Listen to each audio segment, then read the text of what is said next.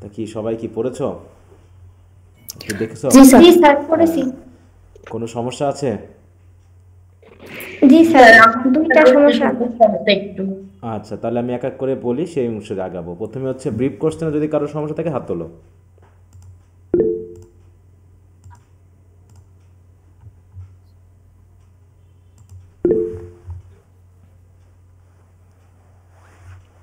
আচ্ছা, আমি ওখানে যাই।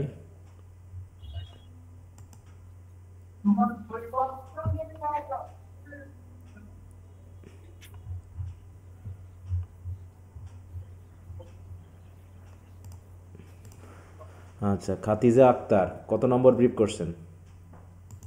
স্যার, ইন্ট্রোডাকশন পয়েন্টার আর একটা ল্যাম্ব অ্যান্ড টাইগার ওইটার। ইন্ট্রোডাকশন পয়েমের কোন জায়গায়? এই জায়গায়? ড্রিম গ্রাসেস আছে, ওইটা দ্বারা কি সিম্বলাইজ করতেছে এটা একটু বুঝতে পারছি না। প্রশ্ন নম্বরটা বলো, প্রশ্ন নম্বরটা বলো। ডিউই ডিউই গ্রাস। হ্যাঁ, হ্যাঁ হ্যাঁ। আচ্ছা, ডিউই 9 গ্রাসেস। নম্বরটা। হ্যাঁ, ডিউই গ্রাসেস দিয়ে বোঝাচ্ছে, দেখো সেকেন্ড ইন্ট্রোডাকশনে আমরা যেটা পড়েছিলাম, তাই না? হুম। ডিউই গ্রাসেস দ্বারা প্রধানত আমরা বুঝতে পারবো যে, মনে করো আকাশ থেকে শিশির কোথায় পড়ে? উপরের দিকে না মাটিতে পড়ে? ঘাসে, না ঘাসের নিচে উপরে পড়ে। মাটির দিক, তার মাটি। মানে সেই আইনস কি নিউটনের সেই আপেল পড়ার মতো, ঠিক আছে তো? আপেলটা কোন দিকে যাচ্ছে? নিচের দিকে বা নিচের দিকে। মাটির। হ্যাঁ, নিশ্চয়ই উপরের দিকে যাচ্ছে না, তাই না? আকাশের দিকে যাচ্ছে না, বা হেভেনের দিকে যাচ্ছে না, যাচ্ছে কোন দিকে? মাটির দিকে, পৃথিবীর দিকে। তো এরকম আমাদের এটা দিয়ে বোঝানো হয় যে আমাদের চিন্তা ভাবনা সব কিছু মাটি কেন্দ্রিক, পৃথিবী কেন্দ্রিক, ঠিক আছে তো? যেটা দিয়ে বোঝায় হচ্ছে ম্যাটেরিয়ালিজম বা হচ্ছে বস্তুবাদ, মানে জাগতিকতা, যাকে নির্দেশ করা হয় এখানে। এরকম আর কি অনেকে দেখেছে, বিশেষ করে ক্রিটিক্সরা এরকমটা মনে করেছেন আর কি, ঠিক আছে? এই, মানে বস্তুবাদ বা পার্থিব জিনিসের প্রতি হ্যাঁ, অত বেশি আকর্ষণ। মনে আচ্ছন্ন না থেকে, হ্যাঁ, মানে হ্যাঁ, আল্লাহর দিকে ফিরে বা ফিরে যেতে হবে। সৃষ্টিকর্তার দিকে হ্যাঁ, ফিরতে হ্যাঁ, বলতে এখানে কি? হ্যাঁ। তা ডিউই গ্রাস বলতে, শুধু ডিউই গ্রাস বলতে আমরা ম্যাটেরিয়ালিজমকে বা জাগতিকতাকে বুঝবো, ঠিক আছে? হুম। আচ্ছা। হুম। আর একটা সমস্যা, কফিন ওইটা কি সিম্বলাইজ করছে?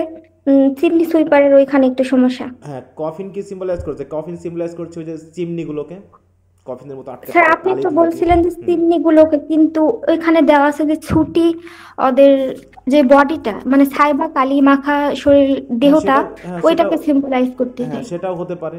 যে মানে তাদের যে ইচ্ছাটা, ঠিক আছে তো, তাদের এই কালি মাখা বডিটাকেও নির্দেশ করতে পারে, ঠিক আছে? হ্যাঁ, মানে দুইটাকেই করতে পারে। হ্যাঁ, এটা অবশ্যই কি অবশ্যই। তুমি এটাকে যে সিম্বলি কি সিম্বলাইজ করছে, এটা কি কবি বলতেছে নাকি আসলে ক্রিটিক্সরা বলতেছে? ক্রিটিক্স? ক্রিটিক্সরা। ক্রিটিক্সটা। তো ক্রিটিক্সরা বিভিন্নভাবে বিভিন্ন বিষয়কে তারা নির্দেশ করতে পারে। কথা বুঝতে পারছো?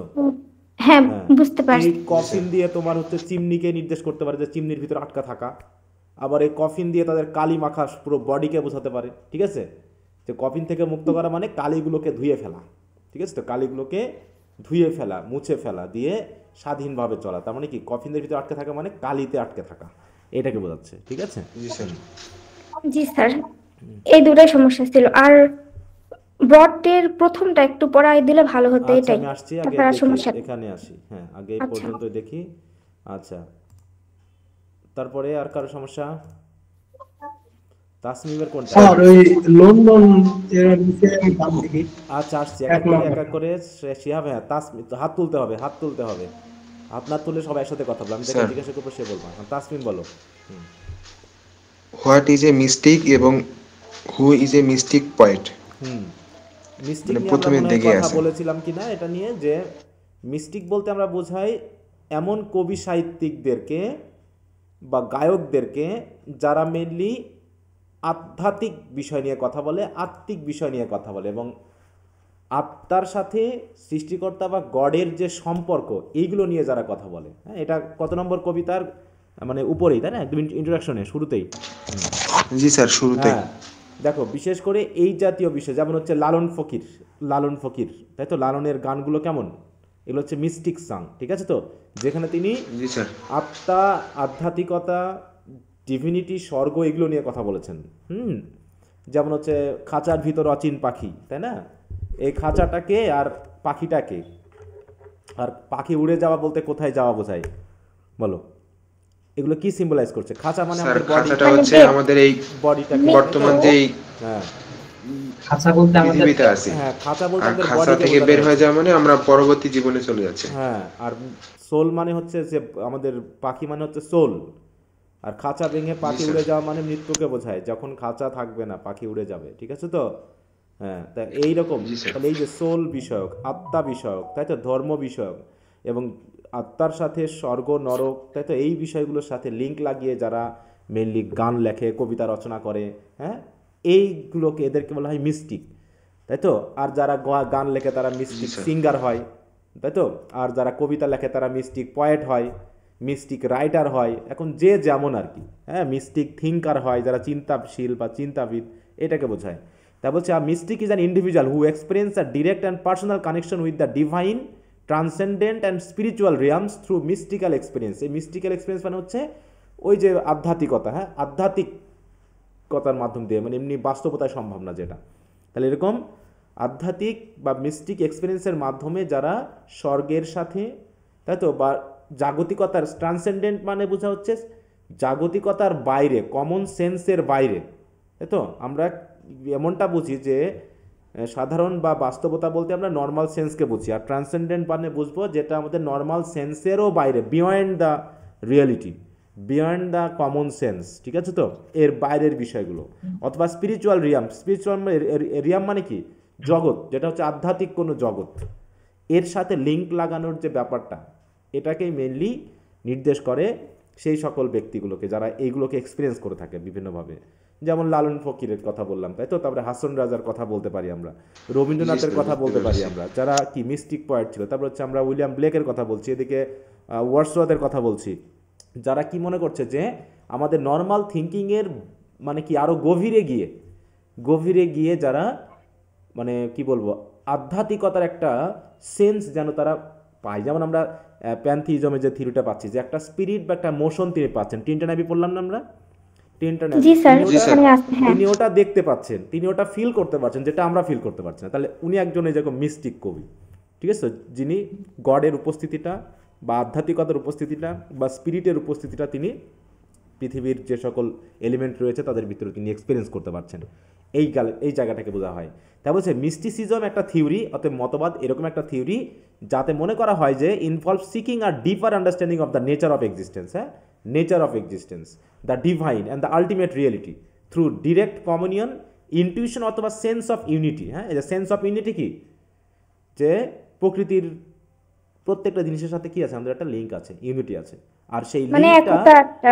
আধ্যাত্মিকতার একটা ব্যাপার, ঠিক আছে। এই তারপর হচ্ছে তাহলে মিস্টিক পয়েন্টকে, যে এইগুলো যে কবি, তাহলে মিস্টিক হচ্ছে সেই ব্যক্তি যে এইগুলোকে ফিল করে, আর মিস্টিক পয়েন্টকে, মিস্টিক পয়েন্ট হচ্ছে আবার সেই ব্যক্তি যারা যিনি এগুলো poetry, লেখেন, যিনি মানুষ ওগুলো এগুলো নিয়ে feel করেন। লেখালেখি করেন। হ্যাঁ, যেগুলো এই বিষয়গুলো নিয়ে কবিতা লেখেন। এই হ্যাঁ, তারপর হচ্ছে mystic poet is an individual whose Okay, sir, poetry বুঝতে রিফ্লেক্টস পেরেছি। Themes, experience and insight associated with mysticism. অর্থাৎ mystic poets are often characterised by their explosion of the divine, transcendental experiences and the deep connection with the spiritual and mystical dimension of existence, এইটাকে বোঝায়, ঠিক আছে। মোটামুটি আমরা বেশ কয়েকটা কবির কবিতা পড়বো যে মোটামুটি ওরা মিস্টিক, হ্যাঁ, বিশেষ করে উইলিয়াম ওয়ার্ডসওয়ার্থ এবং ব্লেক তো আমরা পাচ্ছি, উইলিয়াম ব্লেকের কবিতাগুলো তো আমরা পাচ্ছি। এছাড়াও মানে আর কিছু কিছু কবি আছে যাদের কিছু কিছু কবিতাতে আমরা এই সেন্সগুলোকে পাবো। মোটামুটি আমরা যে কয়টা কবিতা এখন পাচ্ছি, যেমন আমরা ইয়া পেয়েছিলাম না, হচ্ছে এমিলি ডিকেনসনের কবিতা পড়েছিলাম না ফার্স্ট ইয়ারে। জি স্যার, হ্যাঁ, because ওখানেও I জি কিন্তু sir. Mystic for theory them. আমরা পেয়েছি, ঠিক ডেটের আছে তো। কথা বলছিল, হ্যাঁ। হ্যাঁ, ওখানেও মিস্টিকের কথা কিন্তু এসেছিল, ওখানেও কিন্তু মিস্টিক পয়েন্ট কে বা এটার কথা ছিল কিন্তু ওখানে, ঠিক আছে। হুম, আচ্ছা, আর কোনোটা? না স্যার, আচ্ছা, আনিশা বিষয়ে আর সমস্যা নেই। তামান্না, আনিশা তামান্না, আসসালামু আলাইকুম স্যার। ওয়ালাইকুম আসসালাম, বলো তোমার কোথায় সমস্যা, ব্রিফ স্যার কোশ্চেন। আমার শর্ট কোশ্চেনে প্রবলেম। আচ্ছা, আপাতত ব্রিফ কোশ্চেনটাই আসি, না তো আবার বারবার দৌড়াদৌড়ি করতে হবে, পেজ খুলতে হবে বারবার, ওকে ঠিক স্যার, আছে। ওকে। হ্যাঁ, যখন আমি শর্টে আসবো তখন বলবা। শিহাবের কোনো সমস্যা কোনটাই? শিহাব, স্যার ওই যে আমি বললাম হচ্ছে নিচে একটা প্রশ্ন আমি পড়ে বুঝা পাইনি না প্রশ্নটা কি, ওই যে সে নাম্বারটা বলো, কবিতার নামটা বলো। আইএক্স নাম্বার, হ্যাঁ, কবিতার নাম্বারটা বলো, মানে কবিতার নামটা বলো। 9 নাম্বার স্যার। ওই যে সামনে প্রথমটা পড়ালেন না যে মিষ্টি, তারপরে তারপরে বলে যান বলে। 9 হ্যাঁ, নম্বরটা এই জায়গায় একটা প্রশ্ন এটা আছে। এটা এটা হুম। হ্যাঁ হ্যাঁ, এর প্রশ্নটার মানে এটা আমি বুঝিনি, মানে আচ্ছা কি বুঝতে পেরেছি, বললো। দাঁড়াও হ্যাঁ আমি বলতেছি।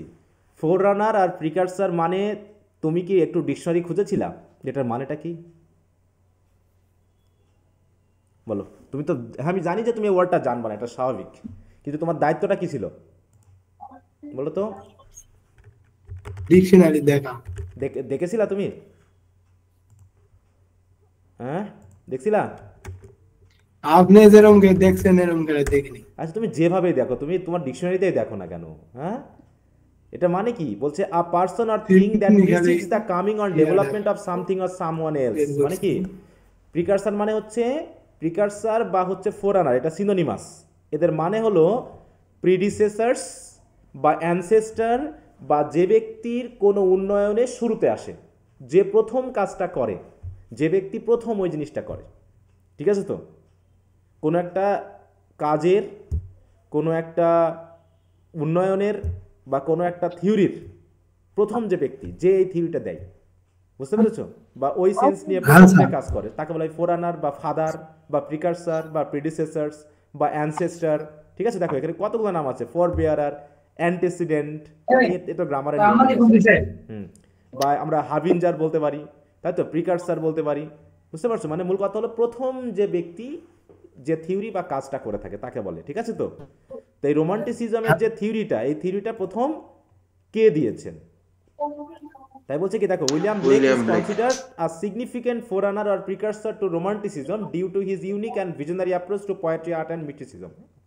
আর যেহেতু তিনি রোমান্টিক থিওরি তার ভিতরে এসেছিল, রোমান্টিসিজমের থিওরিগুলো তিনি ব্যবহার করেছেন, কিন্তু তিনি অফিসিয়াল এটা প্রয়োগ করেনি।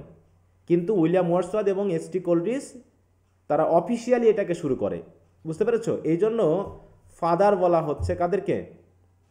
রোমান্টিসিজমের ফাদার বলা হচ্ছে, বা শুরু উইলিয়াম শুরু ওয়ার্ডসওয়ার্থ করে এবং হচ্ছে এস.টি. কোলরিজ। William Wordsworth. এবং এস.টি. কোলরিজ, ঠিক আছে তো? কিন্তু এই মোটামুটি এই উইলিয়াম ব্লেকের মধ্যে আমরা এই থিওরিটা পাই। এমনকি হিস্ট্রি যখন পড়বো তখন দেখবা যে রোমান্টিসিজমের যে থিওরি আমরা পাচ্ছি সেটা কিন্তু সেই এলিজাবেথান এইজে শুরু হয়েছিল। আমরা এখন এইজ পড়ি না বলে এখন বুঝবা না, অথবা ওই কথা বলে এখন লাভ নাই। পরে আমাদের একটা কমন, মানে কম্বাইন্ড একটা সেন্স তৈরি হয়ে যাবে পরবর্তীতে, ঠিক আছে? কম্বাইন্ড সেন্স তৈরি হয়ে যাবে, তবে এখন নিয়ে কথা বলার দরকার নেই। কি বুঝতে পেরেছো এখন? স্যার আপনি হিস্ট্রি কবে শুরু হ্যাঁ করবেন? স্যার, ধারাবাহিকভাবে শুরু করবো, টেনশন নিও না। একটু লন্ডনে যান দেখি, মানে লন্ডন কবিতার হচ্ছে আপনার ওই 1 নাম্বারটা। লন্ডন কবিতার 1 নম্বর, তোমার তাই তো? নেটের সমস্যা হবে না। আচ্ছা, লন্ডনের 1 নম্বর কি বলতেছে? চার্টার্ড বলতে কি বোঝায় নাকি? চার্টার্ড বলতে কি বোঝায়, তার সাথে সাথে চার্টার্ড স্ট্রিট বলতে কি বোঝানো হচ্ছে। মনে করো যেমন কিছু কিছু প্রতিষ্ঠান আছে, কিছু কিছু সংগঠন আছে, কিছু কিছু মানুষ আছে, কিছু কিছু জায়গা আছে যেগুলো সরকারি অনুদান পাইলেই ওরা বেশি পরিমাণ পায়, ওরা সরকারি সুযোগ সুবিধা বেশি পায়। কথা বুঝতে পেরেছো? তো এইরকমগুলোকে বলা হয় চার্টার। যেমন মনে করো সারা বাংলাদেশ ধ্বংস হয়ে যাক, সারা বাংলাদেশ নষ্ট হয়ে যাক, কিন্তু প্রধানমন্ত্রী বা হচ্ছে মন্ত্রী পরিষদের লোকেরা যেখানে বসবাস করে সেই জায়গাগুলো কেমন, একটু অতিরিক্ত সুবিধা না? ওখানে ওখানে কারেন্ট যায় না কখনো, নাকি? ওখানে রাস্তায় জ্যাম হয় না কখনো, ওদের বাড়িঘরকে প্রতিনিয়ত কি করা হয়, গাড়ি বাড়ি এগুলোকে প্রতিনিয়ত মেরামত করা হয়, জি স্যার, ক্লিন ঠিক আছে করা তো? থাকে। এইরকম বিশেষ সুবিধাপ্রাপ্ত বিষয়গুলোকে, যেমন আমাদের যেমন কি বলবো, জাতীয় যদি কোনো উদ্যান থাকে, জাতীয় যদি কোনো পার্ক থাকে, জাতীয় যদি কোনো প্রতিষ্ঠান থাকে, জাতীয় যদি এরকম কিছু থাকে, নদী থাকে, তাহলে সেগুলো কি করে, বিশেষ সুবিধা পায়, কারণ ওগুলো আমাদেরকে রিপ্রেজেন্ট করে বিধায়। তো এরকম চার্টার স্ট্রিট বলতে ওইরকম স্ট্রিটকে বোঝায় লন্ডনের, যে স্ট্রিট বিশেষ সুবিধা পায়, মানে এখানে বিশেষ মর্যাদা সম্পন্ন ব্যক্তিরা বসবাস করে। এই জন্য, বুঝতে পেরেছো, এই জন্য এই স্ট্রিটটা একটু বেশি সুবিধা পায়। মানে কি, আমাদের গ্রামের রাস্তাগুলো ভেঙে গেলে পারে ও 3 বছর 4 বছর টাইম লাগে ওটা ঠিক করতে, নাকি? আছে না এরকম? অথবা দেখা যাচ্ছে 10 বছরেও ঠিক হয়নি, 10 বছরেও ঠিক হয়নি। অথচ ঢাকা শহরে এমন এমন রাস্তা আছে একটু মানে ছাল উঠে গেলেই সাথে সাথে সে ঠিক করা হয়, বুঝতে পেরেছো? কারণ কি? কারণ ওখানে বিশেষ ব্যক্তিরা থাকে। কি কথা বুঝতে পেরেছো? তা ওই রকম স্ট্রিটকে চার্টার স্ট্রিট বলা হয়। তো দেখো বলছে the word chartered means free or privileged, so the charter street means the street which enjoys the freedom guaranteed it by a royal charter. Royal charter মানে কি? চার্টার মানে কি? সনদ বা সংবিধান, যে সংবিধানের রয়্যাল মাধ্যমে মানে রাজকীয়। বিশেষ সুবিধা দেওয়া হয়েছে এমন রাস্তাকে বোঝানো হচ্ছে এখানে। কি কথা বুঝতে পেরেছো? জি স্যার। চার্টার মানে বোঝা হচ্ছে সনদ। সনদ মানে সংবিধানে যেমন আইন দেওয়া আছে না, এরকম আর কি, ঠিক আছে, যার মাধ্যমে বিশেষ সুবিধা। যেমন হচ্ছে চার্টার বলতে যেমন যে কোনো প্রতিষ্ঠানে কিন্তু চার্টার থাকে, ঠিক আছে তো? কেমন যে আমাদের কলেজে ছাত্রছাত্রীদের জন্য কী কী চার্টার আছে, তারা কী কী সুযোগ সুবিধা আমাদের কলেজ থেকে পাবে, বা এই প্রতিষ্ঠান আছে, এই প্রতিষ্ঠান থেকে কী কী সুযোগ সুবিধা পাবে। তো এরকম এই রাস্তায় কোন কোন মানুষ চলতে পারে, কারা চলতে পারে, সবাই চলতে পারবে কিনা, সবার জন্য ফ্রি করা আছে কিনা, এরকম আর কি বিষয়গুলোকে নির্দেশ করতে চার্টার শব্দটা ব্যবহার করা হয়। যেমন চার্টার্ড অ্যাকাউন্টেন্টের নাম শুনছো? চার্টার্ড অ্যাকাউন্টেন্ট হ্যাঁ স্যার। জি ওরা স্যার। কারা? জি স্যার, শুনেছি। যারা কোম্পানির মানে হিসাব নিকাশ করে, এই যে শুধু ও তো কোম্পানি হিসাব নিকাশ বললে হবে না, ও তো হিসাব নিকাশ বললে হবে না। চার্টার্ড অ্যাকাউন্টেন্ট মানে হচ্ছে যারা নির্দিষ্ট কোনো প্রতিষ্ঠানে কাজ করে না, কিন্তু তারা ফ্রি, স্বাধীন, যে কোনো প্রতিষ্ঠান স্বাধীন। তাদেরকে নিয়োগ করে তাদের কাজটা করাই নিবে। কথা বুঝতে পারছো? এই প্রিভিলেজ তারা পায়, এবং তারা যখন কাজ করবে তখন তাদের সব সুযোগ সুবিধা একদম পেস্ট থেকে শুরু করে তাদের খাওয়া দাওয়া শুরু করে সব কিছু দিতে হবে, এবং ব্যাপক পরিমাণে একটা অ্যামাউন্ট তাদেরকে দিয়ে যেতে হবে তোমার। কোলাসে আছে, কোলাসে। হ্যাঁ, ঠিক আছে। এই হ্যাঁ স্যার। তাও ওইটা পড়তে গিয়েছিলাম এইচএসসির পরে, যে ওখানে ভর্তি হব, কিন্তু দুঃখের বিষয় একজন বললো ওখানে ভর্তি হওয়ার দরকার নেই, ও ব্যাপক পাস করে 17,000-এর জন্য মধ্যে 17 জন, ঠিক আছে। হ্যাঁ, ওখানে কঠিন অবস্থা। তো লোভটা আমারও ছিল, ওই জন্যই কমার্স করছি, কিন্তু আসলে লোভ থাকলে বলে কমার্সের নষ্ট। ছেলেমেয়েরা সিএ পড়বে, এটা স্বাভাবিক নাকি? একটা সিএ পড়ার টার্গেট নিয়ে থাকবে। আমরা দুই বন্ধু গিয়েছিলাম, পরে যা হোক, এই যে বলছে কি দেখো, professional who has completed extensive training and pass challenging exams, হ্যাঁ, challenging exams, and they are qualified to perform a variety of accounting task including auditing, financial statement, filing tax returns, বিভিন্ন ধরনের কাজ তারা করে দেয়। আচ্ছা, তো যাই হোক, তবে পাশ করার আগে এদের যে সুনাম ছড়িয়ে যায়, তাতে এরা অনেক অনেক সুবিধা অর্জন করে আর কি। কি বুঝতে পেরেছো? আর কোনোটা সমস্যা? হুম, ব্রিফে নাই, শর্টটা আছে। আচ্ছা, পরে আসতেছি। হাবিবুর রহমান, হাবিব, বলো তোমার কোনটাই সমস্যা? স্যার আমার হচ্ছে এই যে লন্ডনের ভি নম্বরে। লন্ডনের বি নম্বর কি কি বলছে? Sir V. স্যার ভি নম্বর বলবা 5। বলবা যে সংখ্যা বলবা, এরকম বলবা না, দয়া করে রোমান চিহ্নের সংখ্যাটা বলবা, ভি না, এটা হচ্ছে 5, ঠিক আছে তো? হ্যাঁ, বলবা হচ্ছে স্যার 5। এখানে বিনারেল ডিজিজের পরে এখানে কি কন্ট্রাক্টেড হবে নাকি এক্সপেন্ডেড হবে? কারণ এখানে তো কন্ট্রাক্টেড দিলে তো সংকুচিত বোঝায়। না না, এই কন্ট্রাক্টেড মানে সংকুচিত না, এই কন্ট্রাক্টেড মানে হচ্ছে সংক্রমিত। বুঝতে পেরেছো? এর আরেকটা মিনিং আছে, যেটা খুবই দ্রুত ছড়িয়ে পড়ে, এটাকে কন্ট্রাক্টেড বলা হয়। বুঝতে পেরেছো? হুম, হোলি থার্সডে 1 নম্বরটা আর কি। হলি থার্সডে 1 নম্বর, হ্যাঁ, কি বলছে? What is a holy Thursday? আমি তো বলেছিলাম এটা, ঠিক আছে তো? স্যার ওইটা বুঝেছিলাম, কিন্তু এখানে যেটা দাও এটা ভালোভাবে বুঝি নাই। এটা ওই হলি থার্সডে আরেকটা দিন আছে, ঠিক আছে তো? হলি থার্সডের আরেকটা দিন আছে, সেটা হলো যে জিজাস ক্রাইস্ট ক্রুসিফিকেশন থেকে যখন রিজারেকশন হলেন, রিজারেকশন হওয়ার পরে তিনি, বিশ্বাস করা হয় তিনি পৃথিবীতে 40 দিন ছিলেন, ঠিক আছে তো? 40 দিন ছিলেন। তো 40 দিন তো তিনি ছিলেনই, কিন্তু 40 দিনের পরে তিনি স্বর্গে সশরীরে উঠে যান। কথা বুঝতে পারছো? সশরীরে তিনি স্বর্গে আরোহণ স্যার করেন বলে এখানে বিশ্বাস করা হয়। সিংহাসনে আরোহণ মানে অ্যাসেনশন হ্যাঁ, বলতে কি ascension মানে বোঝাইছে? হচ্ছে আরোহণ, হ্যাঁ, স্বর্গারোহণ বলা হয় বাংলা ইয়াতে, ইংলিশে, ঠিক আছে তো? দেখো, এটাকে স্বর্গারোহণ বলা হয় ইন ক্রিশ্চিয়ানিটি।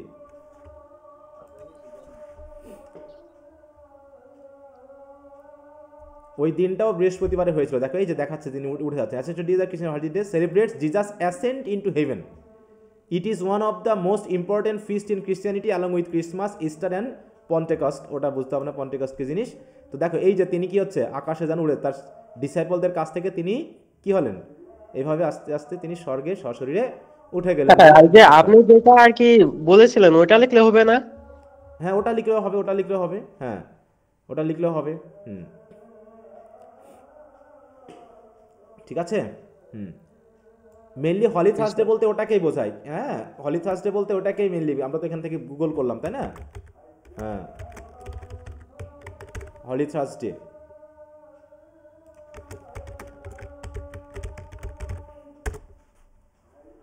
এই যে হলি থার্সডে বলতে মেনলি এই দিনটাকেই বোঝায়। ঠিক আছে, তো তার যেটা আমরা পালনও করি ক্রিশ্চিয়ানিটিতে। হ্যাঁ কিন্তু উত্তরটা কেন যে আমাদের বইগুলোতে এটা নেওয়া হয়েছে আমি ঠিক জানি না, কারণ ওটাও একটা দিন, কিন্তু ওটার থেকে ফোকাসড হচ্ছে হলি থার্সডে এই দিনটা। ঠিক আছে, কি বুঝতে পেরেছো? জি স্যার বুঝেছি, কিন্তু এটার কাহিনীটা তো জানা নাই আর কি, যে বইতে যেটা দেওয়া। ও জানা লাগবে না, যেটুকু বললাম ওইটুকু খেয়াল রাখো। ঠিক আছে, ওই যে কাহিনী যতটুকু স্যার বললাম চিমনি স্লিপারের 7 নাম্বার। আচ্ছা আসছি, হাবিবুর গেল, লাবণী। জি স্যার। স্যার ইন্ট্রোডাকশনের 5 আর 6। ইন্ট্রোডাকশনের 5 আর চিমনি 6। সুইপারের 7 নাম্বার প্রশ্ন service to us the distress of the আমি একজনকে আচ্ছা, বলেছি, লাবণীটা শেষ করো। আমি জিজ্ঞাসা করেছি একজনকে, হ্যাঁ তার বাইরে আমি উত্তর নিব না, কারণ এটা করলে বিশৃঙ্খলা হবে। তাছাড়াও দেখা যাচ্ছে হাত তুলে বসে আছে, আমি যদি তার প্রশ্ন না নিই তাহলে সেও মাইন্ড করবে যে স্যার বললো হাত তুলে থাকতে, আমি হাত তুলে আসি। হ্যাঁ বলো ইন্ট্রোডাকশনের কত নম্বর কোশ্চেন? Okay sir. হ্যাঁ প্যাস্টোরাল পোয়েট্রি। পাস্টোরাল পোয়েট্রি কি জিনিস? পাস্টোরাল বলতে কি বোঝায়? যেখানে গ্রামের কথা থাকবে, চারণভূমি তুল্য যেখানে এমন কিছু। মেষ ভেড়া থাকবে, মানে মূল কথা হলো গ্রাম্য পরিবেশ যেখানে থাকবে সেটাই হচ্ছে পাস্টোরাল। আর যে কবিতার ভিতরে বা রাইটিং এর ভিতরে আমরা এই পাস্টোরাল সেন্সগুলো পাবো তাকে বলবো পাস্টোরাল পোয়েট্রি বা পাস্টোরাল পয়েম। ঠিক আছে, হ্যাঁ তাহলে আমরা এই যে ইন্ট্রোডাকশন পেয়েছি, তারপরে পেয়েছি ওই যে নার্সের সং পেয়েছি, তাই না? এগুলো কি আছে? এখানে কি ভেড়া আছে, শিশু আছে, পাখি আছে, চারণভূমি আছে, তাই তো, প্রকৃতি আছে, নিস্তব্ধ পরিবেশ আছে, গ্রাম্য পরিবেশ আছে। অতএব এই জাতীয় ইয়াগুলোকে আমরা পাস্টোরাল পোয়েট্রি বলি। বিশেষ করে আমরা অ্যাডোনাইস বলে একটা কবিতা পড়বো, অ্যাডোনাইস, যেখানে পাস্টোরাল পোয়েট্রি প্রমাণই করতে হবে যেটা পাস্টোরাল পোয়েট্রি। ঠিক আছে, তাই বলছি দেখো, pastoral poetry is a literary genre that idealises rural life, যেখানে রুরাল লাইফকে আদর্শভাবে তুলে ধরা হয়েছে। হ্যাঁ আদর্শ একটা জীবন হিসাবে তুলে ধরা হয়েছে বলা হয়ে থাকে। Portraying it as a peaceful, harmonious and often idyllic existence. Idyllic মানে বুঝো তো? What is the meaning of idyllic? দেখো ইডিলিক মানে কি? তোমরা দেখো না, মিনিং টিনিংগুলো একটু দেখবা, বলো। আমি যতগুলো ডিকশনারি ঘাঁটি মনে হয় তোমরা তা ঘাটোই না, বলো। দেখো, এক্সট্রিমলি হ্যাপি, পিসফুল এবং পিকচারেস্ক, মানে ছবির মতো সুন্দর, শান্তিপূর্ণ। হ্যাঁ এটাকে বলা হচ্ছে ইডিলিক। এখানে অনেকগুলো আছে, perfect, ideal, idealise, wonderful, blissful ইত্যাদি ইত্যাদি। একটু ডিকশনারি ঘাটবা, তাহলে আর এই প্রশ্নগুলো পড়ে থাকবে না। ঠিক আছে, হ্যাঁ এটা এখন বলে যাব আমি, তোমাদের শোনার না শোনার তোমার দায়িত্ব। বলছে তাহলে এরকম একটা ইডিলিক এক্সিস্টেন্সকে বোঝায়। This form of poetry typically celebrates the beauty of nature, the simplicity of rural living and the virtues associated with the rustic agrarian lifestyle. আমরা কি মনে করি, শহরের মানুষ বেশি খারাপ, মানে ভালো, না গ্রামের লোকজন ভালো? আমরা কোনটাকে মনে করি? গ্রামের। আমরা মনে করি ভার্চু মোটামুটি রাস্টিক বা গ্রাম্য মানুষের সাথে রিলেটেড। রাস্টিক মানে আমরা বুঝি কি গ্রামের, অ্যাগ্রারিয়ান মানে কি কৃষিভিত্তিক লাইফস্টাইল, তাই তো? সামাজিক যে বন্ধনগুলো আছে এটা শহরে নাই। হ্যাঁ এরকম ভার্চুগুলো নির্দেশ করতে আমরা পাস্টোরাল পোয়েট্রির মধ্যেই ফেলি। পাস্টোরাল পোয়েট্রি কৃষিজীবী। হ্যাঁ pastoral poetry often feature shepherds, দেখো, rural characters and setting, creating a poetic vision of an unspoiled and bucolic landscape. Unspoiled মানে কি অদূষিত। গ্রাম বেশি দূষিত না শহর বেশি দূষিত? হলো তো শহর। ড্রেনে কাদা ময়লা। আনস্পয়েলড মানে তো নষ্ট, তাহলে আনস্পয়েলড মানে তো কি হলো? আমি তো বললামই যে নষ্ট না, আমি তো বুঝেছি অদূষিত। এখানে তুমি শুধু ওই মিনিংটা করো না, ঠিক আছে তো? ওই মিনিংটা করো না। প্রতিটা শব্দের প্রায় 10 থেকে 15টা করে মিনিং আছে, সেটা একটু দেখতে সেন্স হবে। খেয়াল করবা। হ্যাঁ সেন্টেন্সের সেন্সে মিনিং করবা। ইংরেজি সাহিত্য পড়তেছো তুমি, এইচএসসি বা এসএসসি তে পড়তেছো না, বা ডিগ্রিতে পড়তেছো না যে তুমি ইংরেজি ডিকশনারি মিনিং করবা। কনটেক্সট অনুসারে মিনিং করতে হবে, ঠিক আছে? তাহলে আনস্পয়েল ল্যান্ডস্কেপ মানে কি? যে ল্যান্ডস্কেপে কি দূষণ নেই, তাই তো, পলিউশন নেই, ঠিক আছে তো? তাহলে স্পয়েল মানে দূষণ, আর আনস্পয়েল মানে কি? অদূষিত, যেখানে নষ্ট কম হয়, ধ্বংস কম হয়। ঠিক আছে, এখানে প্রকৃতির কথা বলা হয়েছে। কোন জায়গায় প্রকৃতি বেশি ধ্বংস হয়? শহরে না মানে গ্রামে? শহরে। শহরে প্রতিনিয়ত কি কি কি কি হচ্ছে? শহর বড় হচ্ছে, তাই তো? গ্রামের আপনি পরিবেশ যে ধ্বংস করে বিরিয়ানি দেওয়া হচ্ছে। আনলেন কত করে টাকা এখানে? আপনি যে বিরিয়ানি আনলেন কত পয়সা কেন? একটু মিউট রাখো, ওটা একদম কথা খারাপ বলতে একটু মিউট রাখবা, মিউট রাখতে হবে। এটা কিনতে পাওয়া যায় না এখানে? আতিক ক্লাসের সময় মিউট রাখবে রে।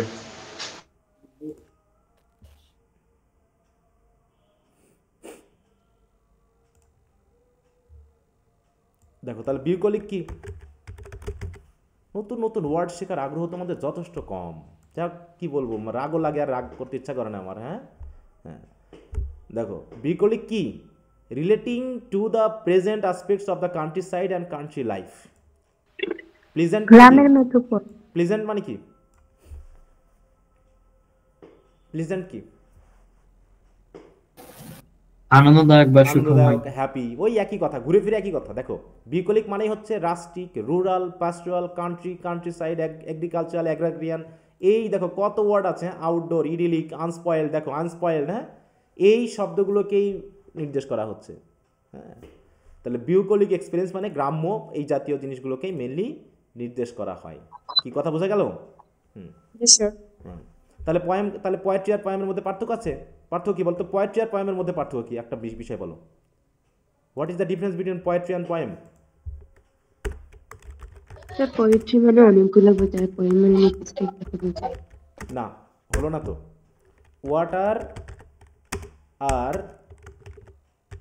ওয়াটার ড্রপের মধ্যে পার্থক্য কি? একটা পানি একটা শিশি। একটা পানি একটা শিশি, তাই তো? হ্যাঁ, একটা হচ্ছে পানি যেটা আনকাউন্টেবল, পরিমাপ করা যায় না। হ্যাঁ, আর একটা হচ্ছে কাউন্টেবল। এটাও তো আনকাউন্টেবল স্যার। ড্রপ আনকাউন্টেবল, না, ড্রপ drop আনকাউন্টেবল। তো countable। আমি তো ড্রপ বলেছি, ওয়াটার ড্রপ বলেছি। ওয়াটার ড্রপ এটা তো আপনি উল্লেখই করলেন না যে ড্রপ বলতে এটা 1 2 দিলে তাও তো বোঝা গেল। আরে বাবা, 1 2 না দিলে কি তুমি ড্রপ গুনতে পারো না? হায় রে কপাল। আমি বললাম যে বুক, আমি বললাম বুক, কিন্তু আর এখানে ইয়ে দেওয়া লাগবে, 1 দিতেই হবে কাউন্টেবল বোঝানোর জন্য?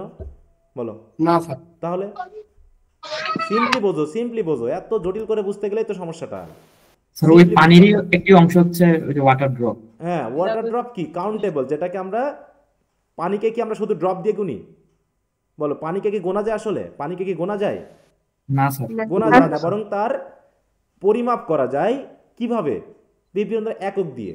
যেমন টাইমকে কি পরিমাপ করা যায়? মানে গোনা যায়? টাইম গোনা যায়? না। কিন্তু পরিমাপক দিকে পরিমাপ করা যায়, তার পরিমাপক সিস্টেম আছে একটা, সেকেন্ড, মিনিট, এটা ইত্যাদি। তেমনি পোয়েট্রি হচ্ছে একটা অ্যাবস্ট্রাক্ট ধারণা। যেমন হচ্ছে পেপার কি? একটা অ্যাবস্ট্রাক্ট ধারণা বা আনকাউন্টেবল ব্যাপার। পুরো পোয়েট্রি বলতে সকল কবিতাকে একত্রে বোঝায়। যেমন পানি বলতে সকল পানিকে একত্রে বোঝায়, পেপার বলতে সকল পেপারকে একত্রে বোঝায়। ঠিক আছে তো? লাইট বলতে সকল লাইটকে একত্রে বোঝায়। এরকম বোঝাতে পোয়েট্রি মানে হচ্ছে এই কবিতা। মানে বাংলায় আমরা দুটারই কিন্তু বলতে পারি কবিতা, বাংলাতে সমস্যা নেই। ঠিক আছে তো? কিন্তু দেখো, ওফো কই গেল, ওই বাংলাতে আসতে গেলে একটু ঝামেলা। হ্যাঁ, দেখো কবিতা দুটারই মিনিং হচ্ছে কবিতা। পোয়েট্রি মানেও কবিতা, পয়েম মানেও কবিতা। কিন্তু পার্থক্য হলো এই জায়গায় যে আই অ্যাম রিডিং পোয়েট্রি আর আই অ্যাম রিডিং পয়েম, কোনটা ভুল বলো তো? পোয়েট্রিটা ভুল। হ্যাঁ নিতেরটা ভুল। বলো, যাকে কাউন্ট করা যায় না, তার সাথে কোনো এ অ্যান বসে না। কিন্তু যাকে কাউন্ট করা যায়, অন্তত ইনডেফিনিট হলে পারে তার সাথে একটা এ অথবা অ্যান বসাতে হবে। আমি যদি এখানে এ বসাই তাহলে সেটা ভুল, কারণ এটা কাউন্টই করা যায় না। I am reading a poetry বলা যায় না, বলতে হয় I am reading a piece of poetry. I am reading a piece of poetry. ঠিক আছে তো? যেমন I am eating a bread, এটা বলা যায় না। বুঝতে পারছো? piece of bread. হ্যাঁ, ব্রেড হচ্ছে কি সব ওই পোয়েট্রির মতো একটা সকল ব্রেডকে একত্রে বোঝায়, যেমন আটা ময়দা এগুলোকে একত্রে বোঝায়, ওদেরকে আমরা পরিমাপ করে কাজ করি, তখন বলতে হয় কি ব্রেডের একটা অংশ হচ্ছে যেটা আমি খাচ্ছি, তাহলে I am eating a piece, অথবা আর একটা জিনিস বলা হয় লোফ, লোফ অফ ব্রেড। ঠিক আছে তো? এই যে আমরা দোকান থেকে যেটা কিনি না, ওটা একটা ব্রেড বলা যায় না, বলতে হয় কি আ পিস অফ ব্রেড বা আ লোফ অফ ব্রেড। কথা বোঝা গেল? তাহলে পোয়েট্রি হচ্ছে ওইরকম একটা অ্যাবস্ট্রাক্ট ধারণা বা কমপ্লিট একটা ধারণা যেটাকে কাউন্ট করা যায় না, আর পয়েম হচ্ছে তার একটা একক অংশ, যেটা I am reading a poem বলা যায়, কিন্তু I am reading a poetry বলা যায় না। মনে থাকবে তো? জি স্যার। তাহলে আমি কি বলতে পারবো যে London is a poetry of William Blake, এটা কি বলা যাবে? না স্যার। এটা কিন্তু বলা যাবে না, বলতে হবে কি এখানে পিস পয়েম বলতে হবে, তাই তো? অথবা a piece of poetry of William Blake, এমনটা বলা যেতে পারে। ঠিক আছে তো? বুঝতে পেরেছো? তো এখানেও সেই ঘটনা, ওই পাস্টোরাল পোয়েট্রিও যা পাস্টোরাল পয়েমও তাই, শুধু এখানে পয়েম আর পোয়েট্রির এই পার্থক্যটা একটু দেখিয়ে দেওয়া হয়েছে, এছাড়া কিছু না, দুটো একই জিনিস। ঠিক তো? আচ্ছা, লাবণী গেল, তারপর আর ব্রিফে কারো সমস্যা নাই? উপস্থিতি কি 90-এর নিচে আসছে? জি স্যার। তাহলে জি স্যার। 100 জন অনুপস্থিত।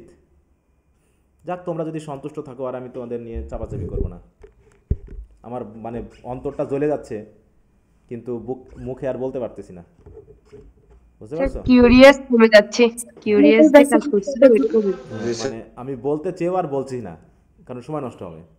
বলতে চেয়েও আর বলছি না, কারণ তোমরা তো ফার্স্ট ইয়ারে পড়েছো, অতএব তোমরা জানো, তাই না? তোমরা অলরেডি বিষয়গুলো সম্পর্কে জানো, অতএব তারপরেও যদি তোমরা মনে করো যে মিস করে ক্লাস না করে তোমরা উপকার পাবা, তাহলে আমার আসলে কিছু বলার নেই, কারণ মাস শেষে তো তুমি তো আবার চলেই যাবা নাকি, তোমাকে তো আমি বেরই করে দিব।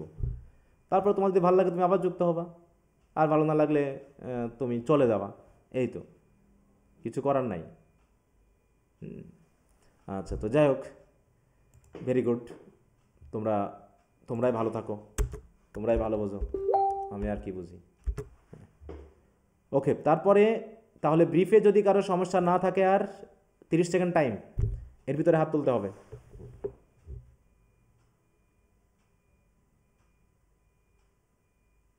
পরে জন্য বলো না স্যার আমি চান্স পাই নাই।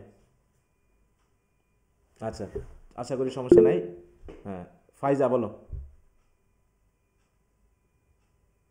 স্যার চিমনি সুইপারের 7 নম্বর একটু বলবা, দ্রুত বলবা, ঠিক আছে? আমি তো অপেক্ষায় ছিলাম, সময় নষ্ট করলে তো তোমাদেরই সময় নষ্ট। চিমনি সুইপারের 7 নম্বর নেটওয়ার্কস, হ্যাঁ জি দ্বিতীয় অংশটা স্যার। হ্যাঁ, 7 নম্বরে কি সমস্যা? The other thing is to convey us the distress of little chimney sweepers. এটা দ্বারা কি বুঝাইছে এটা বুঝি নাই। আচ্ছা, মনে করো তুমি কান্না করতেছো, এটা দিয়ে কি কি বোঝায় তোমার অবস্থা?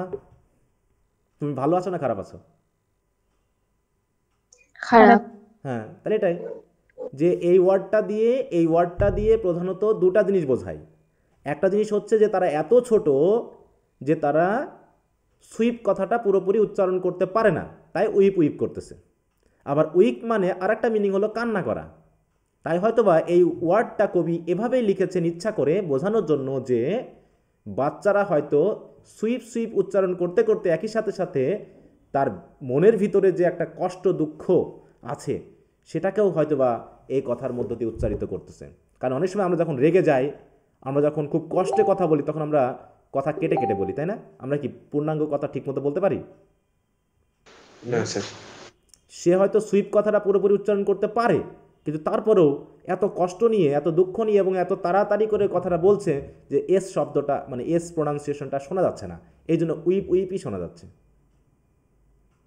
কথা বুঝতে পারছো? তাহলে দুটা জিনিস কনভে করতেছে, একটা হচ্ছে সুইপ ওয়ার্ডের কি ইনকমপ্লিট প্রোনাউন্সিয়েশন, আর আরেকটা হয়তো বা তাদের ভিতরের কষ্টটাকে তারা নির্দেশ করতেছে। ডিস্ট্রেস মানে কি বলো? দুর্দশা, কষ্ট। তাহলে সেটাকেই কনভে করছে। কনভে করা মানে কি? আমি জানি তুমি এই দুটো ওয়ার্ডের মিনিং জানো না বলে তুমি কিন্তু এটার অর্থ বোঝোনি, কিন্তু ওয়ার্ড মিনিংগুলো কি তুমি জেনেছো? জি স্যার, কনভে তো ওই যে স্বীকার করা, মেনে নেওয়া বা না না, হলো না, হলো না, হলো না। বর্ণনা করার কনভে জন্য। মানে মেনে নেওয়া না, কনভে মানে মেনে নেওয়া না, কনভে মানে স্যার জানানো, বহন করা। কনভে মানে জানানো, ঠিক আছে তো?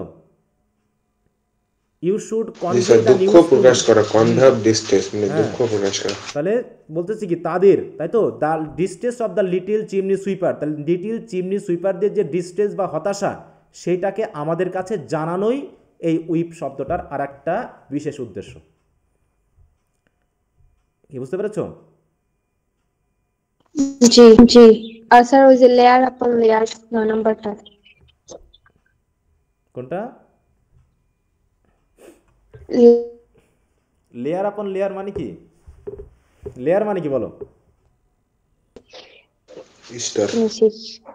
স্তর বুঝো? স্তর, তুমি তো মেয়ে তাই না, তোমার মাথায় যদি ছাই লাগিয়ে দেওয়া হয়, তাহলে চুল যেহেতু বড় বড়, তাহলে চুলের স্তরে স্তরে কি ছাই লেগে থাকবে না? তাহলে লেয়ার আপন লেয়ার মানে কি? স্তরে স্তরে, এক লেয়ারের উপরে আর এক লেয়ার, তার উপরে আর একটা লেয়ার, এরকম স্তর তৈরি হয়ে যাবে। বুঝতে পেরেছো? বলছি কি the heads of the chimney sweeper were so that, এখানে ইয়া হবে, স্যার এখানে শেপটা হবে, এই বাদ ওয়ার্ডটা বাদ গেছে। পড়ে গেছে, তো এখানে বাদ পড়ে গেছে। Were shaped so that soot may not unnecessarily get into the hair, যাতে ছাই অকারণেই চুলের মধ্যে না ঢুকে যায়। And get on settling there, get on settling মানে কি? লেগে থাকা নাকি? লেয়ার আপন লেয়ার, এবং চুলের নিচে যেন লেয়ারের স্তরে স্তরে যেন চুলের উপরে ছাইগুলো লেগে না থাকে। বুঝতে পেরেছো? কি বুঝেছো?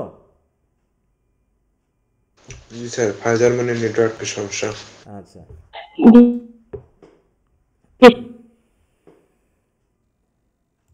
আচ্ছা, তারপর আর কারো একটু ডিকশনারি ঘাটবা, তোমাদের কাছে বিশেষ অনুরোধ থাকবে আমার, ঠিক আছে তো, যে একটু ডিকশনারি ঘাটবা, তাহলে ইংরেজি শেখাটা সহজ হবে। আর যদি ডিকশনারি ঘাটাকে সময় নষ্ট মনে করো, আমার 15 বছরের অভিজ্ঞতা দিয়ে বলতেছি, আর কেউ হয়তো এখনও পড়াশোনা করতেছে, সে আমার থেকে ভালো বুদ্ধি তোমাদেরকে দিতে পারবে। বুঝতে পেরেছো? তা তোমরা তো আবার বড় ভাইদের কথা শোনো বেশি, যে তোমার বড় ভাই যা বলে তোমরা সেটাই মানো। আমরা তো সব অসারাদি মানুষ, বুঝো না? অসারাদি বুঝো? স্যার এমনটা বলেন না। হ্যাঁ, না, আমরা এটাই মনে করি, এই অভিজ্ঞতায় আমরা দিন দিন পাচ্ছি। বুঝতে পেরেছো? কথায় কথায় তোমরা বড় ভাইয়ের কথা নিয়ে আসো, যেটা আমি ফার্স্ট হ্যান্ড নলেজ দিচ্ছি, খাতায় আমি দেখতেছি, খাতা দেখার অভিজ্ঞতা বলতেছি, তারপরে তোমার বড় ভাইরা সব জানে, শুধু আমি ছাড়া। বুঝতে পেরেছো? মানে ড্রাইভারের থেকে যাত্রীর অভিজ্ঞতা বেশি, যে ক্রিজে খেলতেছে ক্রিকেটার, তার থেকে দর্শকের অভিজ্ঞতা বেশি, যে ক্রিকেট খেলতেছে মাঠে, যে ফুটবল খেলতেছে মাঠে, তার থেকে দর্শকের অভিজ্ঞতা বেশি। সে ভাবতেছে আমি থাকলে গোলটা দিয়ে দিতাম। স্যার আপনার অবস্থা ডক্টর মোহাম্মদ ইউনূসের মতো হয়ে গেছে এখন। বলো। স্যার আপনার অবস্থা এখন ডক্টর মোহাম্মদ ইউনূসের মতো হয়ে গেছে। হ্যাঁ, তো চাইলেও কিছু লিখতে পারতেছে না, বলতে পারতেছে না। হ্যাঁ হ্যাঁ, আচ্ছা, তো ঠিক আছে, ওকে, তাহলে এবার আমরা শর্ট কোশ্চেনে আসি। হ্যাঁ,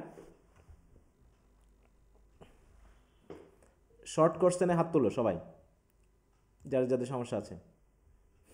এরপরও যদি কারো সমস্যা থাকে অবশ্যই একটু ডিকশনারি ঘাটবা, অথবা পরবর্তী ক্লাসে যখন আবার রিপিট ইতে আসবো তখন আবার জিজ্ঞাসা করবা।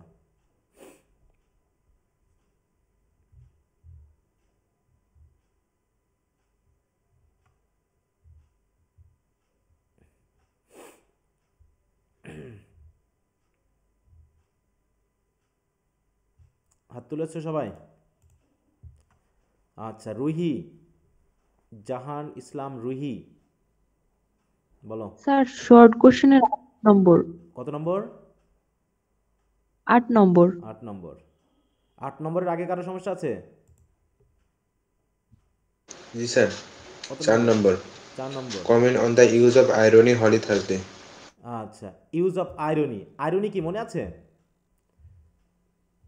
হোয়াট ইজ আইরনি বলো তো?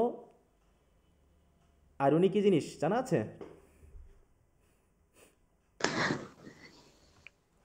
বলো, আইরনি কি? Yes, sir. একটা উদাহরণ দাও। One means by using language that normally signifies the opposite. একটা উদাহরণ বলো, আইরনির একটা উদাহরণ বলো, ফার্স্ট ইয়ারে যা শিখেছো তার ভিতর থেকে একটা। স্যার লাঞ্চন এখানে আছে না? হ্যাঁ, লাঞ্চনে আছে, গেমস অ্যাট হ্যাঁ টুইলাইটে আছে, তাই না? আমি খাই না বলে সব খেয়ে বেঁচে রাগ করছি এটা। হ্যাঁ, গেমস অ্যাট টুইলাইটে আছে, ঠিক আছে। তার মানে কি, আইরনি মানে হচ্ছে আসলে যেটা বলা হচ্ছে সেটা আসলে মিন করা হচ্ছে না। মানে তুমি একটা বিশ্বাসঘাতক, মানে এইরকম আর কি, মির্জাফর বা না, এইরকম। তাহলে তো সরাসরি হয়ে গেল, সরাসরি হয়ে গেল। তুমি যখন সরাসরি বললা তাহলে তো হলো না। আমি মির্জাফর বলবো তাহলে আমি হবে মনে না? করো শিয়াবকে বলতেছি, হ্যাঁ মনে করো শিয়াবকে বলতেছি, মানে শিয়াব একটু লেজি, পরিশ্রম করে না, হ্যাঁ। তো আমি মনে করো শিয়াবকে বলতেছি, তোমার মতো পরিশ্রমী লোক যদি আমার বাড়িতে থাকে তো আমার বিশাল উন্নতি হয়ে যাবে।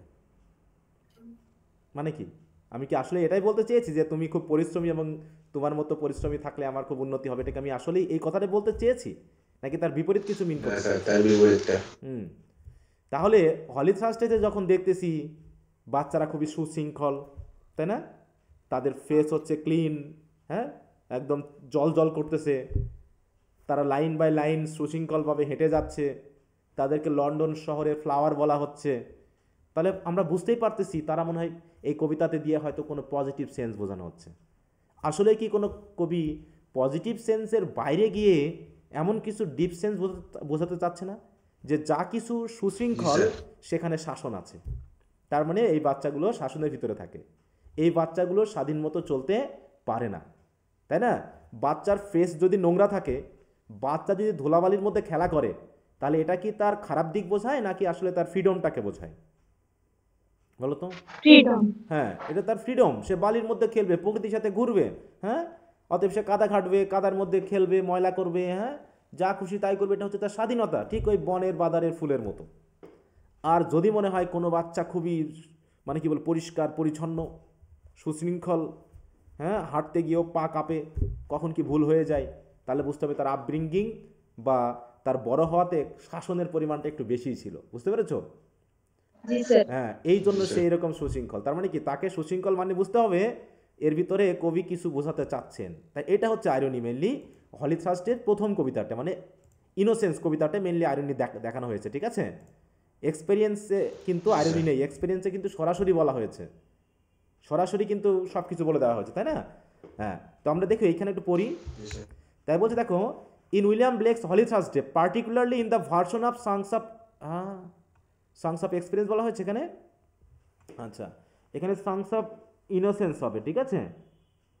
লিখতে গিয়ে কপি করতে গিয়ে কোনো সমস্যা হয়ে যেতে পারে। সংস অফ হ্যাঁ, এখানে সংস অফ ইনোসেন্স হবে, তোমরা একটু কেটে দিবা, দেখে আমি ঠিক করবো।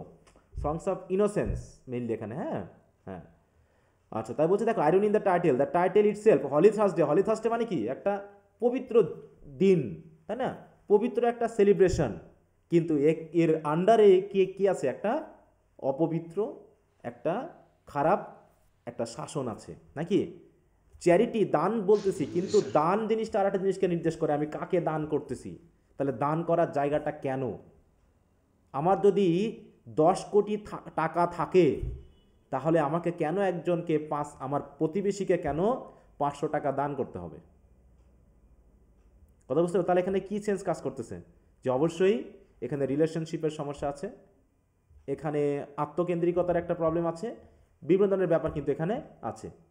তাহলে এটা একটা আইরনিক, মানে টাইটেলটা নিজে একটা হলি থার্সডে বলা হচ্ছে, কিন্তু এখানে হলি জিনিস ঘটেনি। তাই বলছে দেখো, the holy Thursday carries an ironic tone.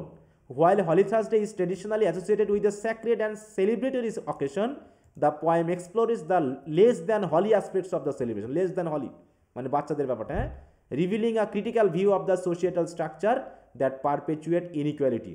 তাহলে সমাজের এমন একটা স্ট্রাকচারকে বোঝানো হচ্ছে যেখানে ইনইকুয়ালিটিকে দেখানো হচ্ছে বা ইনইকুয়ালিটিকে তুলে ধরা হচ্ছে, বা যে সোশ্যাল স্ট্রাকচারটা ইনইকুয়ালিটিকে কি করে, মানে কি করবো এখানে, মানে কী করে, এক্সারসাইজ করে, পারপেচুয়াল এক্সারসাইজ করা, মানে হচ্ছে এটাকে তারা তৈরি করে। যেমন সরকার চাইলে দারিদ্রতা দূর করে ফেলতে পারে, যে পরিমাণে অনুদান আসে একটা এলাকায়, তাই তো এমপি মিনিস্টাররা চাইলেই দারিদ্রতা 1 মাসের মধ্যে দূর করতে পারে, কিন্তু ওনারা দারিদ্রতা দূর করবেন না। কারণ কি? তাহলে রিলিফ নিতে আসবে কে? তার ঠ্যাং ধরে কাঁদবে কে বলো? এবং রিলিফ দিতে এসে বিশেষ পোস্টার টাঙিয়ে নিজেকে দানশীল প্রমাণ করবে কে? যদি সবাই ধনী হয়ে যায় তাহলে তো দানশীল লোক তো আর পাওয়া যাবে না, ঠিক আছে? তো এরকম আর কি, যে দানের নিচে দান করার পিছনে একটা বিশাল ফাঁকা জিনিস থাকতে হবে। তাই বলছে এটা গেল একটা টাইটেল। বলছে contrast with songs of innocence, the poem can be seen as ironic in relation to the version of songs of. এইখানে আসলে একটু উল্টে গেছে, হ্যাঁ, এইখানে হবে সংস অফ এক্সপেরিয়েন্স, ওটা হবে সংস অফ ইনোসেন্স। লিখতে গিয়ে হয়তো বলছে in the innocent perspective holy Thursday is depicted as a joyous celebration of charity and blessing. In songs of experience this optimism is undercut revealing the darker aspect. তারপরে এক্সপেরিয়েন্সে তো আর ironic নেই নাকি? এক্সপেরিয়েন্সে তো সরাসরি বলছে যে বৃষ্টি হয় না ওদের ওখানে, সূর্য ওঠে না নাকি, যেখানে এই মানুষগুলো অকারণে দারিদ্রতা থাকবে। অতএব যে কথাটা সরাসরি বলা হয় সেটা কখনো আইরনি হয় না। আচ্ছা, আমি এই কোশ্চেনটা একটু চেঞ্জ করে দিব। এমনি কি সেন্সটা বুঝতে পেরেছো তো নাকি? জি স্যার, এবার বুঝতে পারছি। আচ্ছা, তাহলে আমি কি পড়াবো এটা? না স্যার, এটা লাগবে না। তাহলে আমি এটা আমাকে একটু মনে করাই দিও কেউ একজন, আমার যদি ভুলেও যায়। হ্যাঁ, আচ্ছা স্যার। তাহলে এটা হচ্ছে হলি থার্সডের এই যে সংস অফ ইনোসেন্স আর এক্সপিরিয়েন্স, এই জায়গাটা হয়তো ওইটা কপি করে রাখি তো, যাতে বারবার লিখতে গিয়ে ওইটা না হয়, এখানে ওটা বসে গেছে। যাক, ওকে। তারপরে তাহলে গেল এটা। আর কোনোটা তাসমিমের? জি স্যার, 7 নম্বর। Why Blake called a precursor of romanticism. হ্যাঁ, প্রিকারসার কেন বলা হয়? ওই যে যার ভিতরে, ওটা তো বুঝছি, তবে এই পয়েন্টগুলো যদি একটু নিও ক্লাসিক্যাল। ও আচ্ছা, এই জায়গাগুলো যেহেতু এখন বুঝবা না, এই কোশ্চেনটা এখন থাক, কারণ এই কথাটাই, এই প্রশ্নটা কিন্তু হিস্ট্রিতেও আসবে, বুঝতে পেরেছো? এই প্রশ্নটাই কিছু কিছু কোশ্চেন আসবে যে 2 জায়গায় পড়বো আমরা, হিস্ট্রিতেও পড়বো আবার এখানেও পড়বো, বুঝতে পেরেছো? তাহলে যেহেতু কিছু থিওরি আছে নিও ক্লাসিক্যাল, ঠিক আছে? তো এই জায়গাগুলো যদি থাকে তাহলে এই জায়গাটা আমাকে আপাতত আর বলবো না, কারণ এটা হিস্ট্রি পড়ে না আসা পর্যন্ত এই জিনিসটা বুঝতে পারবো না, সময় নষ্ট হবে, ঠিক আছে? স্যার এই কারণে শুধু আমিও বাংলাটা একটু মিনিং করছি। বাংলা দিয়ে বুঝবা না, শুধু বাংলা দিয়ে সেন্সটা বোঝা যাবে না, ওখানে কিছু ফিচার আছে। হ্যাঁ, অত বুঝতে পারিনি, কিন্তু হিস্ট্রিটা না পড়লে তো ভালো বোঝা যাবে না। হ্যাঁ, হিস্ট্রিটা বুঝতে হবে। আচ্ছা, তাহলে এটা তাহলে বাদ রাখলাম, ঠিক আছে?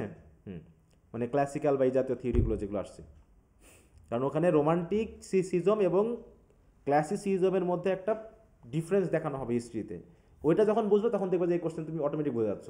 এই জন্যই বলা হয় কি জানো, যে কোশ্চেন আনসারটা কমপক্ষে একটা ইয়ারের 6 মাস পড়ার পরে পড়া উচিত। তাহলে কারণ কি, এমন কিছু বিষয় আছে যেটা তুমি এখন বুঝতেছো না, কিন্তু আজ থেকে 3-4 মাস পরে এমন একটা টপিক হয়তো বা বুঝবা, তখন দেখবা যে ওটা চুম্বকের মতো তুমি ওটা বুঝে যাচ্ছ, কারণ ওটা ওর সাথে রিলেটেড। এই জন্য প্রথম দিকে কঠিন মনে হলেও দেখবা যে একটা জিনিস শেষের দিকে কি ইজি হতে থাকে না, আস্তে আস্তে ইজি হতে থাকে। কারণ কি, তোমার চিন্তাভাবনার সেন্সটা ব্রড হয়ে যাচ্ছে, অতএব অনেক অজানা জিনিস তুমি জানতে শিখতেছো, এবং অটোমেটিক আমাদের ব্রেন খাপে মিলিয়ে নেয়। খাপ বুঝো? ওইরকম মনে করো এখন একটা জিনিস শিখতেছি, সেটা কোন জায়গায় প্রয়োজন, ব্রেন অটোমেটিক সেই খাপের জায়গায় মিলিয়ে দিবে, যে ওটা ওই জায়গায় প্রয়োজন, ওটা ওই জায়গায় প্রয়োজন, ওটা ওই জায়গায় প্রয়োজন। তো এই জন্য অনেক কিছু জিনিস থাকবে, প্রথমে একটু কঠিন লাগবে, কিন্তু আস্তে আস্তে ওটা ইজি হয়ে যাবে। আমি না, আচ্ছা, থিওরি জিনিসটা বাদ দিবা, ঠিক আছে? থিওরিটা বাদ দিবা, দিয়ে আলোচনা করবা। আচ্ছা, তাহলে এবার হচ্ছে রুহির ছিল 8 নম্বর কোশ্চেন। জি স্যার, আজই ওখানে পার্সোনাল মেথোলজি। মিস্টিসিজম 3 নম্বর পয়েন্ট। কত পার্সোনাল মিথোলজি নাকি? আমরা তো মিথোলজি বলতে মেইনলি ওই যে গ্রিক মিথোলজি বা হচ্ছে রোমান মিথোলজি বুঝিয়ে, তাই না? কিন্তু কিছু কিছু কবি আছেন যারা নিজেরাই কিছু মিথোলজিক্যাল থিওরি তৈরি করেছেন নিজেদের স্বার্থে, কথা বুঝছো? এগুলো অন্য কোনো জায়গা থেকে নিয়ে আসা না। এটা কি আমি কই দেখি এটা মানে একটু মিউট রাখতে হবে। আছে আব্দুল্লাহ হাসান। আচ্ছা, তাই বলছে যে পার্সোনাল মিথোলজি মানে হচ্ছে মিথোলজির মতো কিছু ক্যারেক্টার নিজে তৈরি করে নেওয়া, ঠিক আছে? এই দেখো, হ্যাঁ তাই বলছি এখানে দেখো, Blake develops a complex personal mythology populated by a cast of characters. Cast of মানে কি? Group of characters including Los, Urizen, Orc. আমি মনে হয় কয়েকটা দেখে, ইউরিজেন নামে একটা জিনিস দেখেছিলাম তোমাদের মনে হয় নাকি, একটা বৃদ্ধ মানুষের দেখাইছিলাম না? জি স্যার দেখেছি। যে তিনি মানে গডে কে বোঝাচ্ছেন না, কিন্তু ওইরকম একটা শক্তিকে বোঝাচ্ছেন। যেমন হিন্দু ধর্মীয় কিছু মিথোলজিক্যাল ক্যারেক্টার আছে যেখানে একই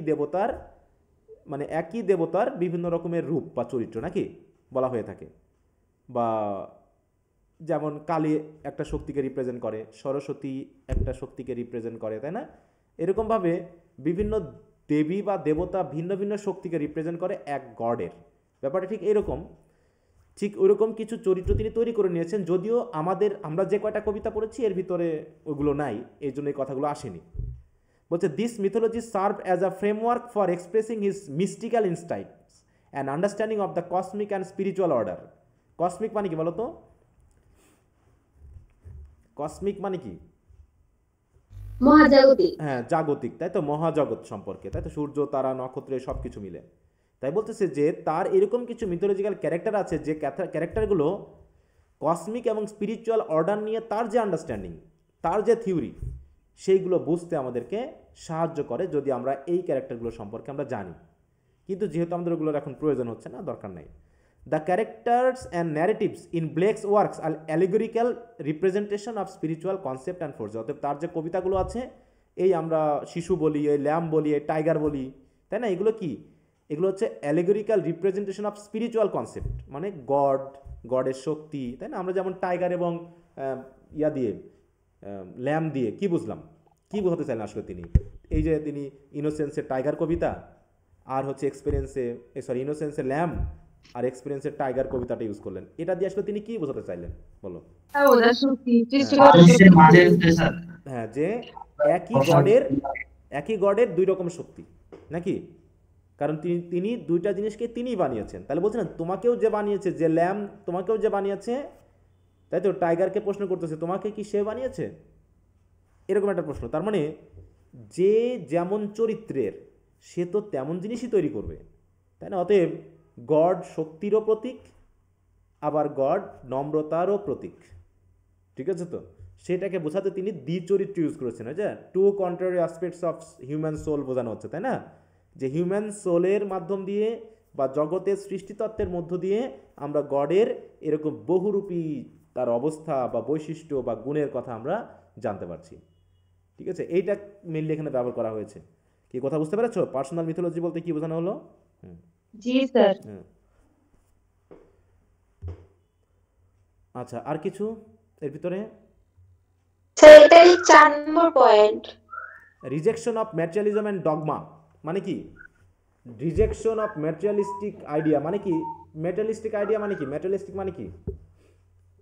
বস্তুবাদ। হ্যাঁ, মনে করো আমি যেটা মনে করতেছি, আমি যদি বলি, মনে করো আমার কথার অনেক সময় করা হয় যে মানুষ যা ভাবে তার থেকে একটু ভিন্নভাবে ভাবা। মানুষ প্রধানত ভাবে পড়াশোনা করতে হবে, অনেক টাকা পয়সা ইনকাম করতে হবে, 2-10টা বাড়ির মালিক হতে হবে, সন্তান হবে, সন্তানকে ডাক্তার বানাতে হবে, তাই তো, বিয়ে একটা করতে হবে, এমন মেয়ে দেখে বিয়ে করতে হবে যে মেয়ে ওই বাবা মার একটাই মেয়ে, বাপ মা অনেক বড় কোটিপতি, ঠিক আছে? তো তারপরে মোটামুটি একটা ভালো চাকরি পেতে হবে, চাকরি পেয়ে নিজেকে সফল দেখাতে হবে। এই যে কথাগুলো বললাম, এইগুলো কি ধরনের থিওরি, কি ধরনের চিন্তা ভাবনা? ম্যাটেরিয়ালিস্টিক ধারণা, তাই তো? কিন্তু এই কবি এইগুলোকে তিনি কি করছেন? রিজেক্ট করছেন। তিনি সবসময় ভাবছেন যে আমরা জগতের এক একটা অংশ, আমরা প্রকৃতিকে ধ্বংস করে যদি আমরা কনক্রিটের বাড়ি তৈরি করি তাহলে সেটা প্রকৃতির বিরুদ্ধে যায়, ঠিক আছে? অতএব এই যে তিনি কি করতেছেন, মানে ম্যাটেরিয়ালিস্টিক ধারণার বাইরে কথা বলছেন, তাই না? তারপরে যে তিনি ধর্ম নিয়ে কথা বলছেন। ধর্ম নিয়ে কেমন করে? যে কিভাবে একজন প্রিস্ট, একজন পিতামাতা, একজন গড কিভাবে তার অধীনে এরকম ছোট ছোট শিশুদেরকে এরকম কষ্ট সহ্য করতে দেন। এটা নিশ্চয়ই যদি তাই হতো, হ্যাঁ, গডকে যদি আমরা মনে করে থাকি তার মতে যে তিনি আমাদেরকে ভালোবাসেন, তিনি আমাদেরকে রক্ষা করেন, তাহলে কেন এই ছোট বাচ্চাগুলোকে রক্ষা করা যাচ্ছে না। দ্বিতীয়ত হলো প্রিস্ট যদি ভালো কিছুই প্রচার করে, প্রিস্ট যদি সৃষ্টিকর্তাকে প্রচার করে, তাহলে কেন প্রিস্ট এটা প্রচার করছে না যে এই ছোট বাচ্চাগুলোকে দিয়ে এই কাজ করানো যাবে না? যে পিতামাতা তার সন্তানকে ভালোবাসে, তাহলে সেই পিতামাতা কেন তার সন্তানকে কষ্ট দেখে তারা দুঃখ না পেয়ে খুশি হয়ে যে সন্তান আমার কাজ করতেছে, এই খুশিতে সে চার্চে গিয়ে ঈশ্বরকে ধন্যবাদ জানাচ্ছে কেন? তাহলে ওইটাও তাহলে তো আইরনি হবে। হ্যাঁ, অবশ্যই অবশ্যই অবশ্যই। ওখানে তাহলে আইরনিক না যে চার্চে গেছে প্রার্থনা করতে, আইরনিক্যাল কথাবার্তা, তাই না? যে আমি যেহেতু খুশি ছিলাম, আমি যেহেতু নাচ করতেছিলাম, গান করে বেড়াচ্ছিলাম, আবার বাবা মা মনে করতেছে I am happy, so they have gone to the church to pray and to praise the lord and God, তাই তো? এরা গেছে। তো এই যে এগুলোকে, এই কথাগুলো বলার মানে কি? যে কবি নিজে এগুলো পছন্দ করেন না, তিনি ধর্মীয় এই চিন্তা ভাবনাগুলোকে পছন্দ করেন না। তার মানে কি রিজেকশন করছেন না এই ডগমাগুলোকে? ধর্মীয় ডগমেটিক আইডিয়া মানে কি? যেখানে যুক্তি দিয়ে কোনো কিছু প্রমাণ করা নেই, অযৌক্তিক চিন্তা ভাবনা, অযৌক্তিক ধারণা, এইগুলোর বিরুদ্ধে তিনি কথা বলছেন। তাই বলছে রিজেকশন অফ ম্যাটেরিয়াল। স্যার এখানে কি 4 জনকে দোষী বলছে নাকি 3 জনকে? এখানে কে কে আছে? কবিতা স্যার প্রিস্ট, এখানে প্যারেন্টস, গড এবং কিং না? হ্যাঁ, কিং তো আছে এখানে, প্রিস্ট, হ্যাঁ কিং তো আছে। ওগুলো তো কবিতাতে বলাই তো আছে। আমি কয়টাকে বললাম? আমি কি উচ্চারণ করেছি 3 জন না 4 জন? না স্যার, ওই যে বইয়ে তো আমার কি 3 জনকে দেওয়া আছে, এজন্য জিজ্ঞাসা করলাম। কোন বইয়ে? মানে কবিতাতে না তোমার ইয়াতে? কি প্যারাফ্রেজে? প্যারাফ্রেজে বাদ দাও, দিয়ে কবিতাতে বুঝবা সবসময়, কারণ কবিতাটা আসল। প্যারাফ্রেজে ভুলও থাকতে পারে, প্যারাফ্রেজে মিস্টেকও থাকতে পারে, যেমন আমার মিস্টেক হচ্ছে না? হ্যাঁ, অতএব সবসময় টেক্সট খেয়াল করবা, টেক্সটকে খেয়াল করবা, ঠিক আছে? কারণ টেক্সটে কি বলা হচ্ছে? কবিতাটা কি ছিল? Chimney sweeper? G sir. In songs of experience, তাই তো? জি।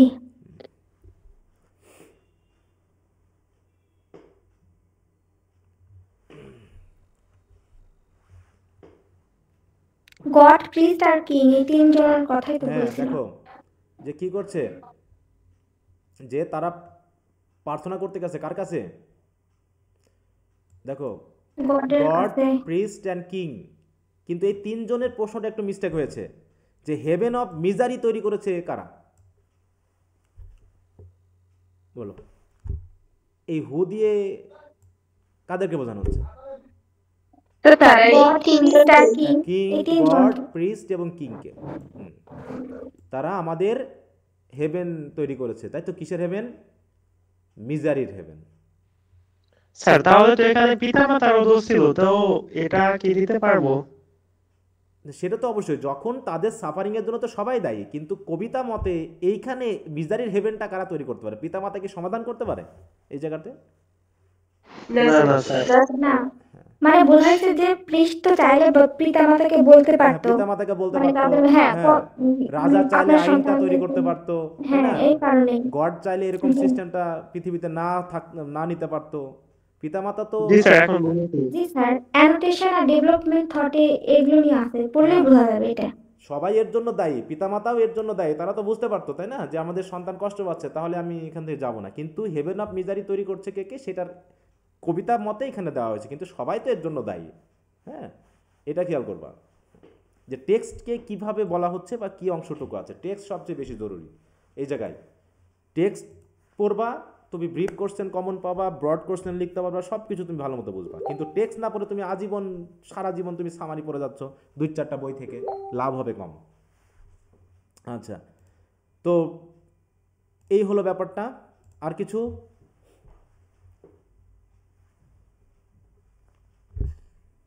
আর কোনোটা? Sir point number 1, 8 number question. 8 নম্বর কোশ্চেনের পয়েন্ট নাম্বার 1, হ্যাঁ ওখানে আছি আমরা। এটা জি স্যার। কি বলতে আছে? ভিশনারি ইমাজিনেশন মানে কি? স্যার ওই যে হিজ ফেমাস কোট, এই জায়গা থেকে স্যার, শুধু এইটুকু। এখানে কি বলতে আছে? আবার একটু আগেরটুকুর সাথে মিলিয়ে নিয়ে পড়তে হবে। বলছে Blake's mysticism is closely tied to his visionary imagination. Visionary imagination কেন? ভিশনারি দূরদর্শী দূরদর্শী হ্যাঁ, ভিশনারি ইমাজিনেশন মানে হচ্ছে তিনি মোটামুটি কল্পনার জগৎ দিয়ে, তাই তো, একটা দর্শন তৈরি করেছিলেন। তিনি মনে করতেন যে ওটা ওইভাবে হওয়া উচিত। হ্যাঁ, তাই বলছে he believed in the transformative power of imagination as a means of perceiving spiritual truth and transcending the limitation of the material world. ঠিক আছে তো? হ্যাঁ, দেখো বলছে কি যে তার মানে তিনি কল্পনাতেই, মানে কল্পনাকে এমন একটা শক্তি হিসেবে ব্যবহার করেছেন যে শক্তি দিয়ে কি করতে পারবেন, স্পিরিচুয়াল ট্রুথকে তিনি পারসিভ করতে পারবেন এবং transcending the limitation of the material world, এবং ম্যাটেরিয়াল ওয়ার্ল্ডের যে লিমিটেশনটা আছে সেই লিমিটেশনটাকে তিনি ভেদ করতে পারবেন। ভেদ করে যাওয়া মানে কি? পেরিয়ে যাওয়া। দেখো আমরা যখন এই সাধারণ কথাবার্তাগুলো বলি তখন মানুষজন এই কথাগুলোই বলবে যে এ মনে পাগল হয়ে গেছে, এ সাধারণ কথাবার্তা বলে না, তাই তো, স্বাভাবিক কথাবার্তা বলে না। কেমন ব্যাপারটা? এরকম যে মনে করো তুমি জাস্ট কাজ করতেছো, টাকা পয়সা ইনকাম করতেছো আর ব্যয় করতেছো। ঠিক আছে, তোমাকে যখন কেউ জিজ্ঞাসা করতেছে তখন হয়তো তুমি এই থিওরি দিচ্ছ যে এত টাকা পয়সা দিয়ে কি হবে। ঠিক আছে তো, পৃথিবীতে আর কয়দিন আছি, হয়েইতে গেল বয়স। আমরা এখন ব্যয় করব, ছেলে মেয়েদের জন্য ব্যয় করে যাব, তারপর ছেলে মেয়ে যখন মানুষ হবে তখন দেখা যাবে, তাদের জীবন তারা বুঝে নেবে। এই কথাটাকে অস্বাভাবিক ভাবা হবে না স্বাভাবিক ভাবা হবে আমাদের সমাজে? বলো কি? স্যার এটা তো অস্বাভাবিকই ভাবা হবে। হ্যাঁ, এটা অস্বাভাবিক ভাবা হবে যে তাই হয় নাকি? হ্যাঁ, টাকা পয়সা জমাবা, জমি জায়গা কিনবা, বাড়ি ঘর বানাবা, ছোলপোল তো বিয়ে শাদী দিতে হবে, তাই তো, তাদেরও তো থাকতে হবে। তাহলে তারা কি করবে? তুমি যদি তোমার ছোলপোলের জন্যই ভেবে সারা জীবন কষ্ট করে এত কিছু করো, তা সে কি করবে বলো? সে তো তোমার অপচয় করবে, তোমার তো নষ্ট করবে। জি স্যার। এটা তো নষ্টই হচ্ছে। কারণ কি, আমার মনে করো আমি গরিব, আমার বাড়ি ঘর নাই, তাই আমি কষ্ট করে চেষ্টা করতেছি একটা বাড়ি ঘর বানাবো, তাই তো, এখানে থাকতে হবে, শান্তিতে থাকবো, একটু ভালো খাবার খাবো, পোশাক আচ্ছাদন করব। হ্যাঁ, এইভাবে আমি করতেছি। এবার সে তো মোটামুটি বাড়ি পেয়ে গেছে, তাহলে সে কিসের জন্য করবে বলো? সে তখন কিসের জন্য করবে পরিশ্রম? তার পরিশ্রম করার দরকার আছে না? নাকি আমি করেছি হয়তো 3 তলা, সে করতে চাইবে 25 তলা নাকি? কারণ সে ভাববে তারও তো সোলপোল আছে, তাকেও তো একটু ভালো কিছু দিয়ে যেতে হবে, আমার নাতিপুতি খাবে দাবে ঘুরবে, তার আনন্দে থাকবে, মজায় থাকবে, এইভাবে দিয়ে যেতে হবে।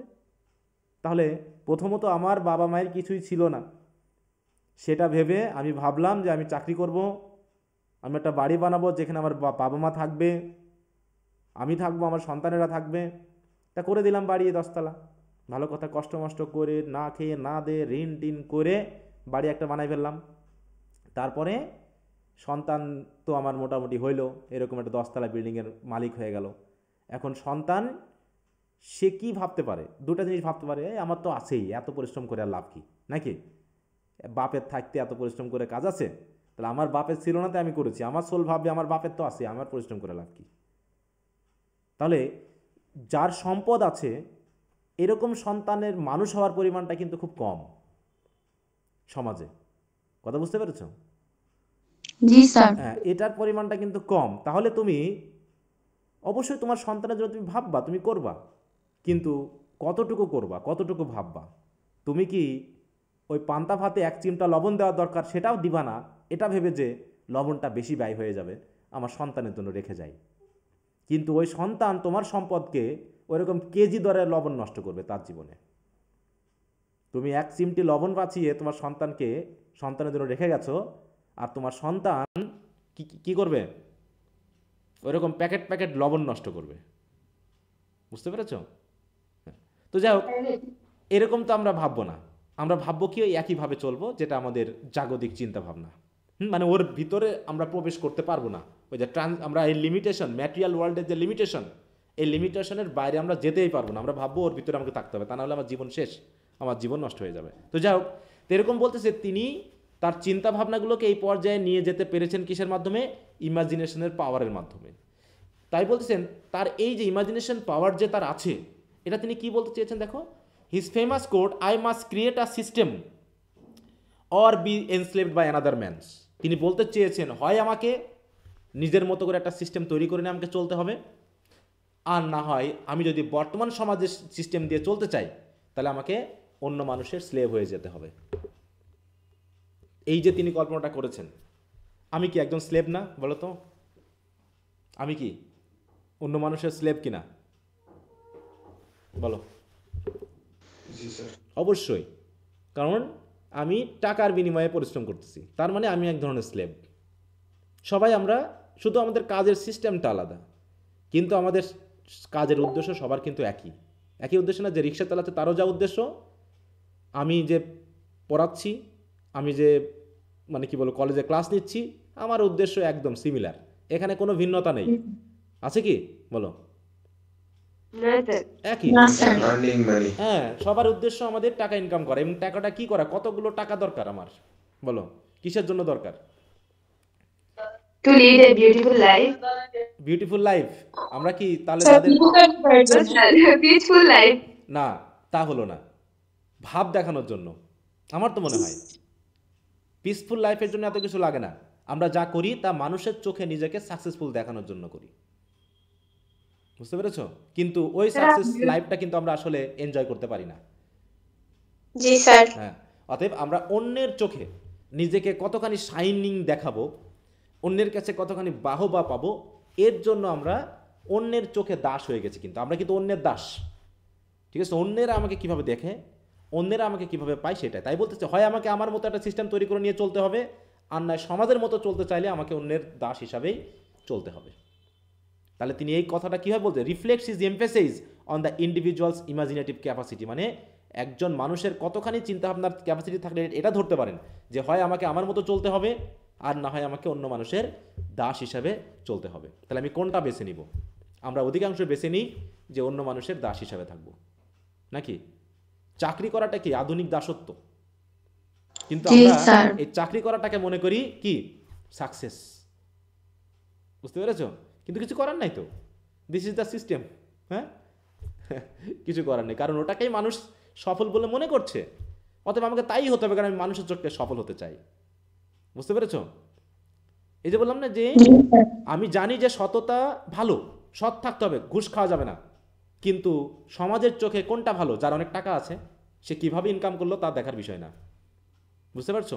অতএব সমাজের মাথা সেই যে অবৈধ উপায়ে অনেক টাকা ইনকাম করেছে, সমাজ তাকে ভালো বলে জানে, তাহলে সমাজ যেহেতু তাকে ভালো বলে জানে, তাহলে তো আমাকে সমাজের চোখে ভালো হতে হচ্ছে, তাহলে আমারও ওই একই কাজ করে অনেক টাকা ইনকাম করতে হবে, নিজের পরিশ্রম হোক, না ঘুমিয়ে না খেয়ে না দেয়ে হোক, আমাকে আমার টাকা ইনকাম করতে হবে। তাহলে আমি কি আসলে আমি কি আমার মতো চলছি না আমি দাস হয়ে গেছি অলরেডি?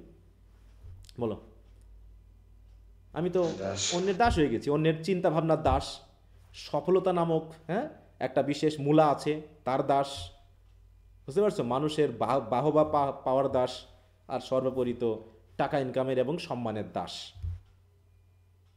এইটা কথা বলা হচ্ছে, ঠিক আছে? জি স্যার। মানে মূল কথা হলো আমাদের চিন্তা ভাবনাটাকে একটু ব্রড করে দিতে, তিনি কি বলতে চাচ্ছেন এই জায়গায়, যে দেখো I must create a system, তাহলে আমাকে হয় আমার জন্য একটা সিস্টেম তৈরি করতে হবে, অর বি এনস্লেভড, মানে কি I must be enslaved by another man's, অন্য মানুষের দ্বারা আমাকে এনস্লেভড হতে হবে, মানে অন্য মানুষের সিস্টেম দ্বারা আমাকে এনস্লেভড হতে, মানে ম্যানস বলা হয়েছে কেন, অ্যাপোস্ট্রফি কেন ইউজ করেছে? কিন্তু অ্যাপোস্ট্রফি একটা systems by another man's system, মানে অন্য মানুষের সিস্টেম দ্বারা আমাকে দাস হতে হবে, হয় আমাকে আমার সিস্টেম আমাকে চলতে হবে, না অন্য মানুষের সিস্টেম দ্বারা আমাকে তার মতো চলতে হবে, এছাড়া তো আর পৃথিবীতে কোনো উপায় নেই। অতএব এর থেকে বার হতে হলে আমার মতো করতে হবে। আচ্ছা, ঠিক আছে। জি স্যার।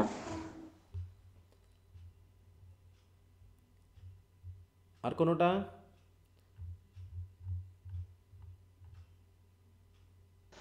না স্যার, এখানে মোটামুটি সব একই দেওয়া আছে। হ্যাঁ, ওই ছোটোখাটো জায়গাগুলোতে একটু আমাদের চিন্তাভাবনাকে ব্রড করতে পারলেই হয়ে যায়, বাকিগুলো সব একই জিনিস। আচ্ছা, তাহলে মোটামুটি 1 ঘন্টার আগেই আমরা 14-15 জনকে হারিয়ে ফেলেছি ক্লাস থেকে। তারা দেখতে এসেছিল যে স্যার ক্লাস নিচ্ছে কিনা। হ্যাঁ আমি ক্লাস নিচ্ছি, ঠিক আছে আইরনি। জি স্যার। ওকে, এবার আসি তাহলে ব্রড কোশ্চেনে।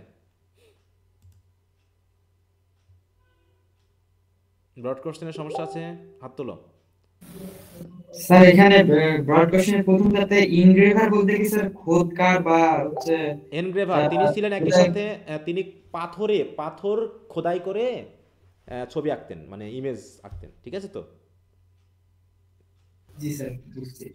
আর আরেকটা ছিল স্যার পরের পেজে ইংরেজি হচ্ছে সাহিত্যে এই প্রশ্নটা কিন্তু খুবই আসে পরীক্ষাতে, হ্যাঁ, যে who is both the poet and painter in English literature, এই কোশ্চেনটা কে জানো তো? William Blake. জি স্যার, উইলিয়াম ব্লেক। চাকরির পরীক্ষাতে খুবই আসে এই প্রশ্নটা। Poet and painter in English literature, এই পেইন্টার বলতে তিনি আসলে রং তুলি দিয়ে শুধু বোঝায় না, তিনি পাথর বা খোদাই করা, এনগ্রেভ মানে কি, এনগ্রেভার মানে হচ্ছে পাথর টাথর খোদাই করে যিনি হ্যাঁ, ছবি টবি আঁকেন, মানে একটা শিল্পকর্ম আঁকেন আর কি, দেখো তৈরি করেন। এই যে দেখো, এই যে কাঠ কেটে কেটে বা হচ্ছে তামার উপরে, হ্যাঁ, সোনা দিয়ে এরকম করতে যে করে তাকে এনগ্রেভার বলা হয়। হ্যাঁ, এই মাটি দিয়ে পাথর কেটে, বিশেষ করে দেখবা যে ওই যে বিভিন্ন ধরনের যে ইয়াগুলো আছে, যেমন হচ্ছে দিনাজপুরের সোমপুর বিহার, হ্যাঁ, নওগাঁ, পাহাড়পুর, কুমিল্লার বিহার, এগুলোতে কি দেখবা সব ডেকোরেট করার জন্য পাথর কেটে মনে হয়, হ্যাঁ, পাথর পোড়া কেটে মাটির বা ফলকে মাটি, খোদাই করা হ্যাঁ, আছে। খোদাই করা আছে, বা মাঠ, তারপর হচ্ছে তোমার ইয়া দিয়ে, হ্যাঁ, ওই যে কালো কি জানো বলো এটাকে, বাংলা ভুলে গেলাম, ব্রোঞ্জ, তাই তো? হ্যাঁ, ব্রোঞ্জের তৈরি যে সকল মূর্তিগুলো করা আছে,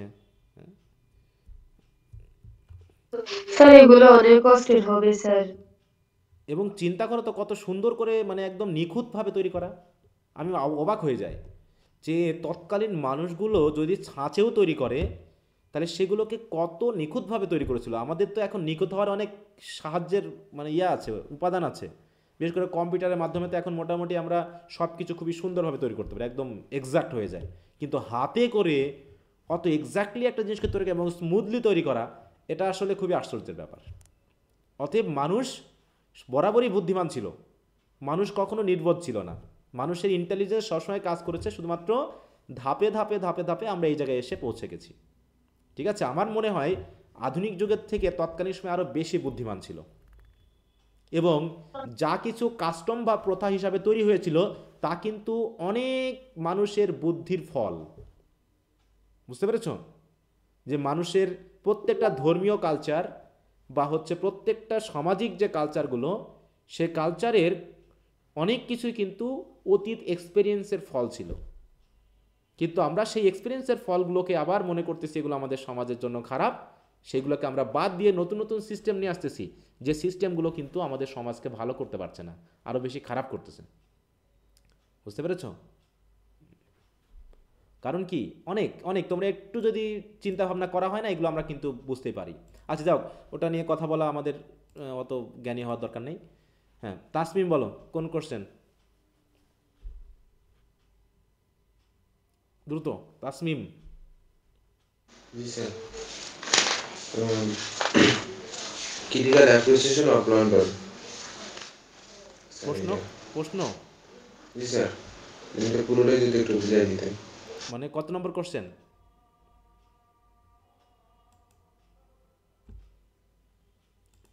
কি হলো স্যার? মূলত এটা হচ্ছে 3 নম্বর question, important question for final exam 2024।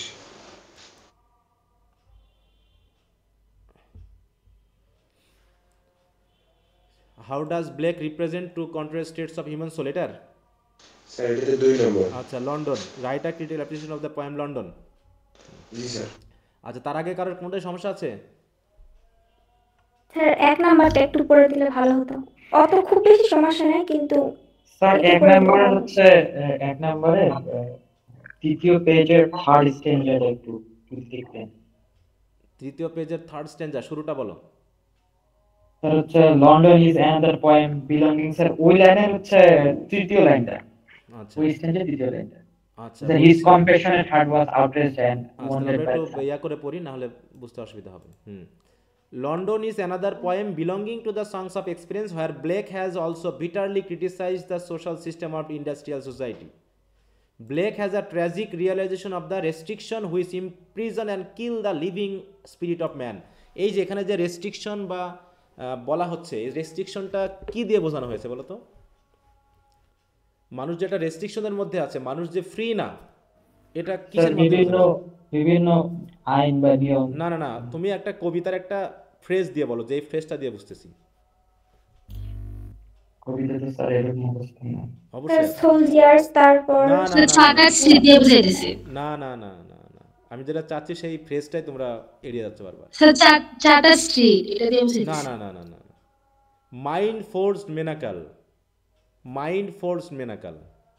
O sir Das, হ্যাঁ মানে অন্যের দাসত্ব থেকে মাইন্ড ফোর্স মানে মুক্তি কি? নিজের মনের দিক থেকে আমরা মেনাকাল পড়ে আছি, মানে কি? মানে বাধা বা না, মনের দিক থেকেই আমরা কুসংস্কারে পূর্ণ, আমরা একটা জিনিসের বাইরে বের হতে পারি না। হ্যাঁ হ্যাঁ আমি বুঝতে পারছি না কিন্তু বুঝতে পারছি। হ্যাঁ, মাইন্ড ফোর্স মেনাকাল মানে হচ্ছে আমাকে কেউ বন্দি করে রাখিনি, আমার মনের ভিতরেই যেন আমি মানে মনের আবদ্ধ দাসত্ব আছি। আর কি, একটা মানসিক যেটাই। হ্যাঁ যে আমি আমার সমাজের দিক থেকে, আমার ধর্মের মাধ্যম দিয়ে, আমার কাস্টমের মাধ্যম দিয়ে আমি নিজেই পরাধীন হয়ে আছি। তাই বলছে মাইন্ড ফোর্স মেনাকাল। মানে কি? এই যে বললাম আমাকে টাকা ইনকাম করতে হবে, তাই তো, সন্তানকে লালন পালন করতে হবে, বিয়ে করলে সন্তান নিতে হবে, সন্তানের পড়াশোনা করতে হবে, সন্তানকে ডাক্তার বানাতে হবে, ডাক্তার বানাতে হবে, এই ধারাবাহিকতার বাইরে আমরা বার হতে পারছি না। মানে কি? আমি অলরেডি এই ফোর্সডে, মানে এই মেরাকলে ফোর্সড হয়ে আছে, আমার মন অলরেডি বন্ধ হয়ে আছে।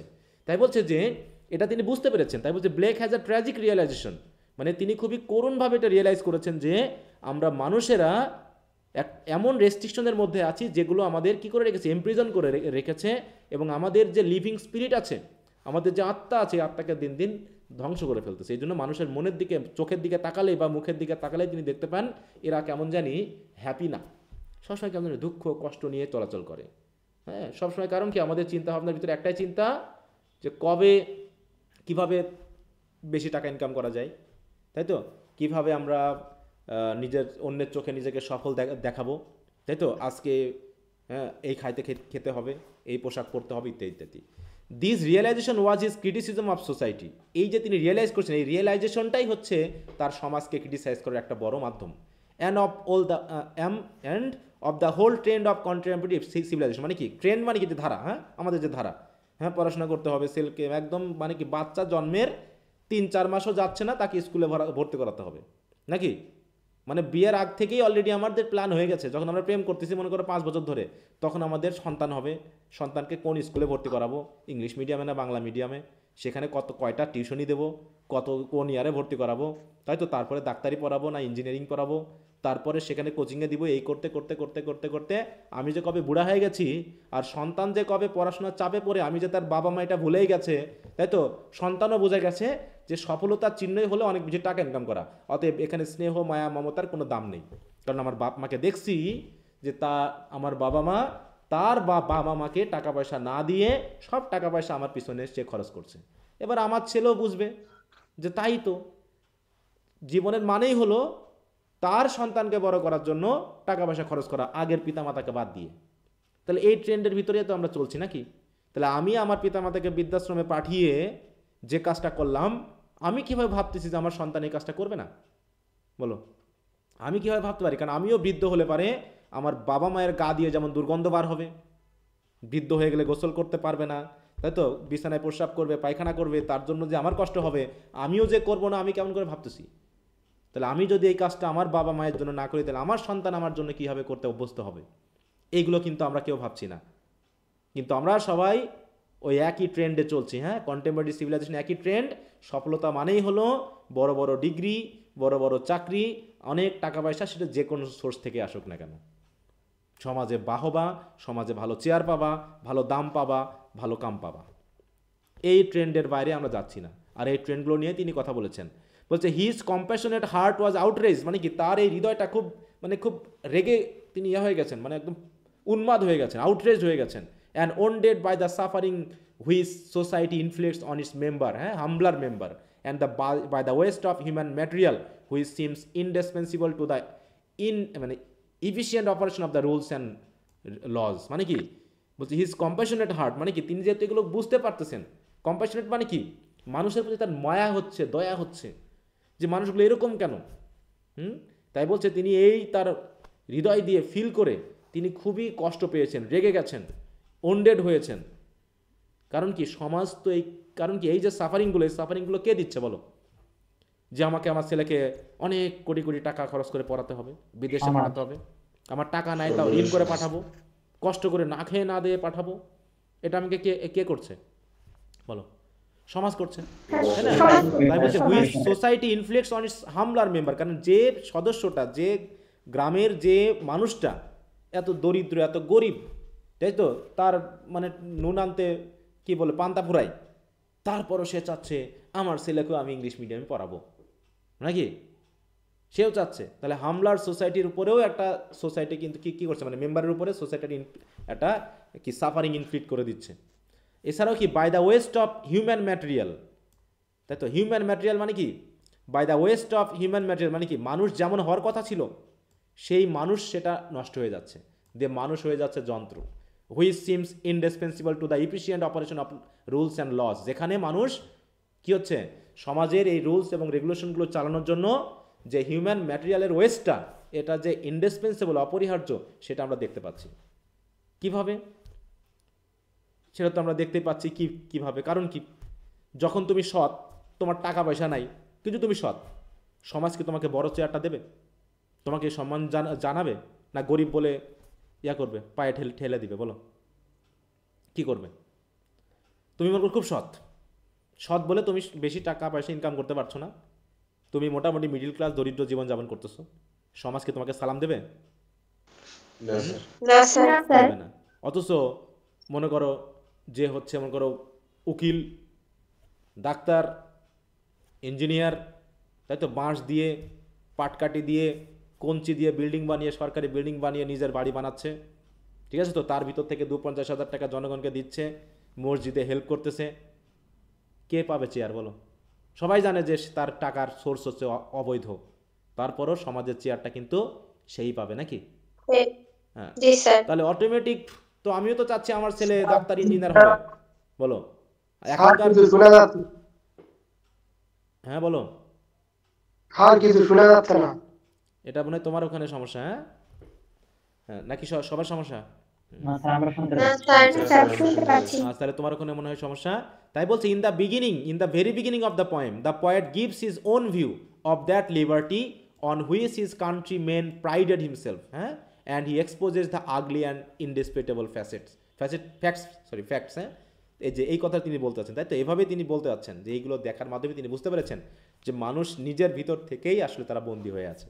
এই বন্দিত্ব বাইরে থেকে কেউ দিচ্ছে না, মানে কোনো আইনে না, কিন্তু সমাজ, ধর্ম, কাস্টম, প্রথা, এগুলো আমাকে এভাবেই ব্যবহার করার মাধ্যমে আটকে ফেলেছে। ধর্ম যা বলতেছে তার উল্টা ব্যবহার করে আমাদেরকে আটকে ফেলতেছে, ঠিক আছে তো। এইভাবে তিনি মেনলি এগুলো দেখানোর চেষ্টা করেছেন। কি বুঝতে পেরেছ?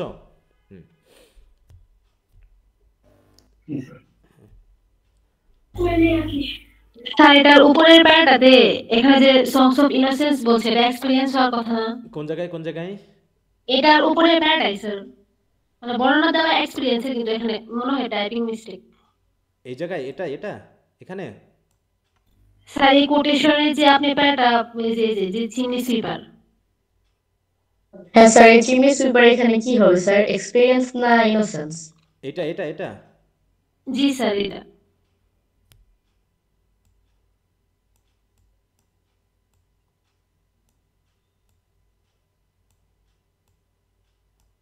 একদম উপরে নাই। হ্যাঁ বুঝতে পারছি।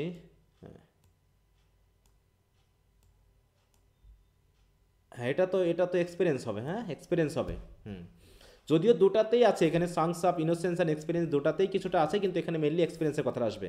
এখানে যেগুলো আছে, এখানে যেহেতু বলছে criticism of contemporary English society, অতএব কবিতা অধিকাংশগুলোই কোন দিক থেকে আসবে বলো তো? এক্সপিরিয়েন্স থেকে আসবে। হ্যাঁ, এরকম কিছু ইয়া হলে একটু তোমরা ঠিক করে নিও। হ্যাঁ,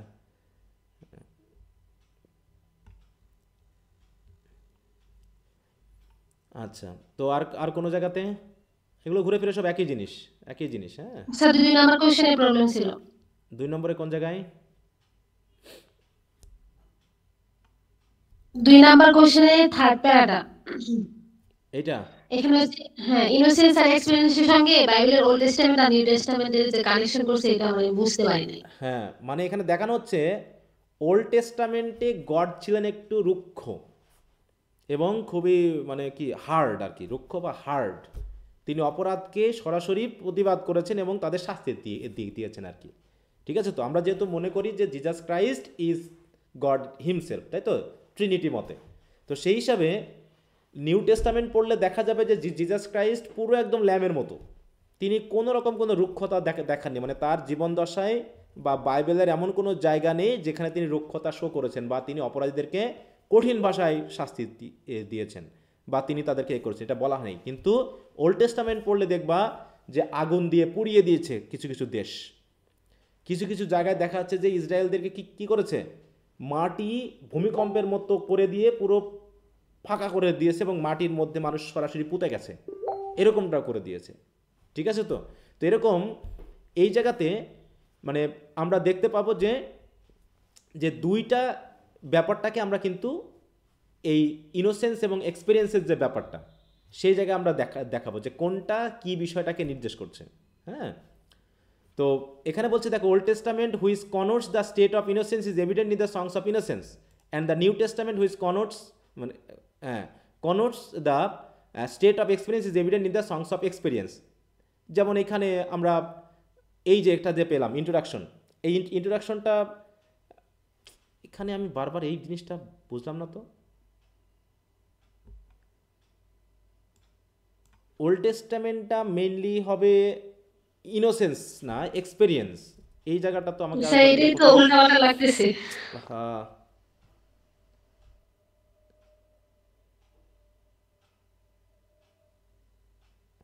আচ্ছা, আমাকে এই শিট তোমাদের এই শিটগুলো আমাকে একটা আবার একটু স্ক্যান করতে হবে, ঠিক আছে? হ্যাঁ, কারণ জিজাস ক্রাইস্টকে ল্যামের সাথে তুলনা করা হয়েছে, এখানে তো এক্সপেরিয়েন্স হবে না, ইনোসেন্সের সাথে হবে, এটা ওটা এক্সপেরিয়েন্সের সাথে হবে।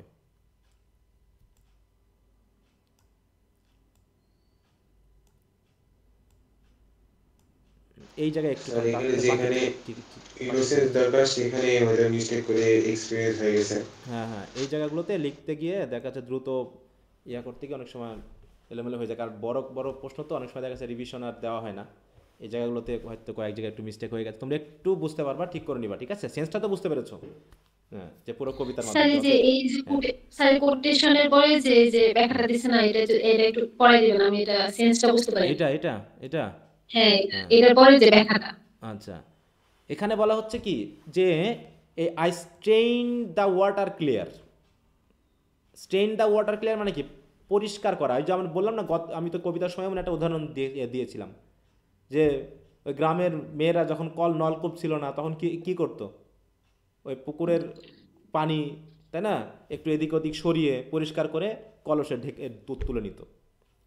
তো ওইরকম এখানে তিনি বলতে চাচ্ছেন স্টেইন দ্য ওয়াটার ক্লিয়ার মানে হচ্ছে যে তিনি যে বিষয়টাকে, এখানে পানিকে কিন্তু কালি হিসাবে তিনি ইউজ করছেন, তাই তো, আর ওই নলখাগড়াকে তিনি পেন হিসাবে ইউজ করেছেন।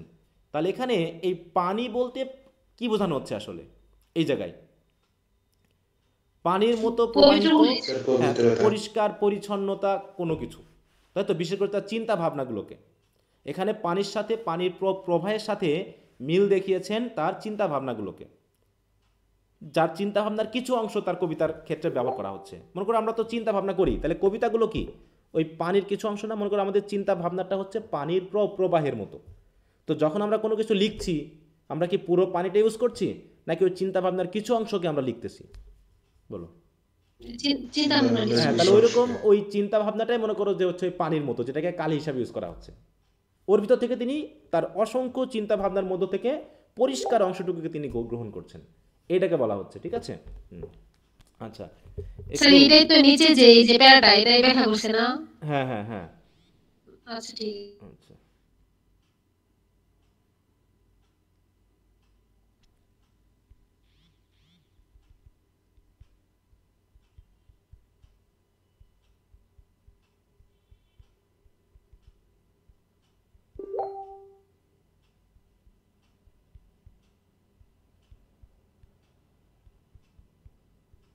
তবে একটু ক্লাস আছে তো।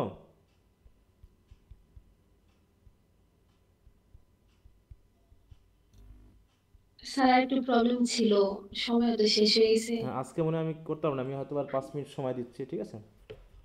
হ্যাঁ, এর ভিতরে হয়তো আর স্যার ইয়ে করতে তাহলে পারবো না। থাক, আবার পরবর্তী সময় যখন পরবর্তীতে তাহলে স্যার নেক্সট ক্লাসে বুঝে নিন। আচ্ছা তাহলে একটু দিলেই হয়। আচ্ছা, তাহলে এখানে হচ্ছে কি, he has distilled his thoughts. এই যে ডিস্টিলড ওয়াটারকে ডিস্টিল করা মানে তার চিন্তা ভাবনাগুলোকে ডিস্টিল করা, তাই তো? যে চিন্তা ভাবনাগুলোকে কালি হিসাবে ইউজ করে তিনি কি করেছেন, তিনি তার এই গানগুলো বা কবিতাগুলো লিখেছেন, ঠিক আছে? And their appeal is more direct and more immediate than it can be more complicated technique of prophetic books. অতএব প্রফিটিক বুকগুলো একটু কমপ্লিকেটেড, কিন্তু তিনি যে কথাগুলো বলতে চেয়েছেন সেগুলো ডিরেক্ট এবং আন্ডারস্ট্যান্ডেবল। অতএব তিনি যা বলতে চেয়েছেন সরাসরি বলে দিয়েছেন, তিনি কোনো রকম ওই জড়িয়ে পেঁচিয়ে কথা বলেননি। তার হচ্ছে Blake saw a near paradise in children's world uncorrupted by experience, তাই তো? তিনি চিলড্রেন্সের ওয়ার্ল্ডে কী করেছেন, তিনি প্যারাডাইসকে দেখতে পেয়েছেন, যেমন ওই যে চাইল্ড রূপে, তাই না, শিশুদের জগতে। কিন্তু বলছে in dealing with innocence Blake seems deliberately to have set his tone in a quiet key to show what innocence really means in his full scheme of spiritual development. অতএব যখন তিনি ইনোসেন্স নিয়ে ডিল করছেন তখনই তিনি কি করছেন, seems deliberately to have set his tone, মানে কি তিনি তার টোনটাকে সেট করে দিয়েছেন। মানে দেখো, সংস অফ ইনোসেন্স কবিতাগুলোর টোন আর সংস অফ এক্সপিরিয়েন্স কবিতাগুলোর টোন, এগুলো কি একরকম? দুইটা আলাদা। ভিন্ন, তাই না? যাতে আমরা আলাদা করতে পারি, অটোমেটিক আমরা বুঝাই দিতে পারি যে কোনটা ইনোসেন্স আর কোন। দেখো, এই প্রশ্নের উত্তরগুলো পড়তে গিয়েও কিন্তু আমরা বুঝতে পারতেছি না এই কবিতা তো এরকমটা হচ্ছে না, তাহলে এটা এর সাথে মিলছে না।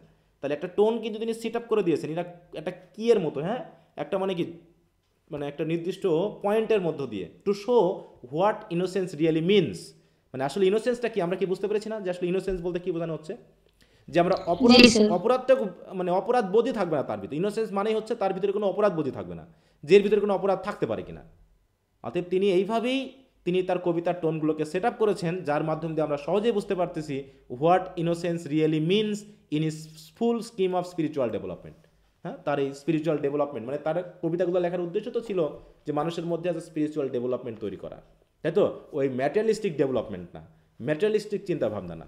কিন্তু আমরা করছি কি, ওই দেখো আমরা মানুষটা এরকমই আর কি, কিছু কিছু মানে মানুষ বাদ দিয়ে, যে আমরা যা দিয়ে আমাদেরকে আধ্যাত্মিক কথা বোঝানো হচ্ছে সেটাকে আমরা একটা ইনকামের সোর্স করে নিচ্ছি আর কি, বুঝতে পেরেছো? সেটা আমরা দুর্নীতির একটা অংশ করে নিচ্ছি। ধর্মকে ব্যবহার করে কি মানুষ দুর্নীতি করতেছে না? বলো তো, মানুষটা হ্যাঁ, তা শিক্ষাকে ব্যবহার করে আমরা করছি না? করছি, কিন্তু এটার উদ্দেশ্য এক আর কার্যক্রম আর এক।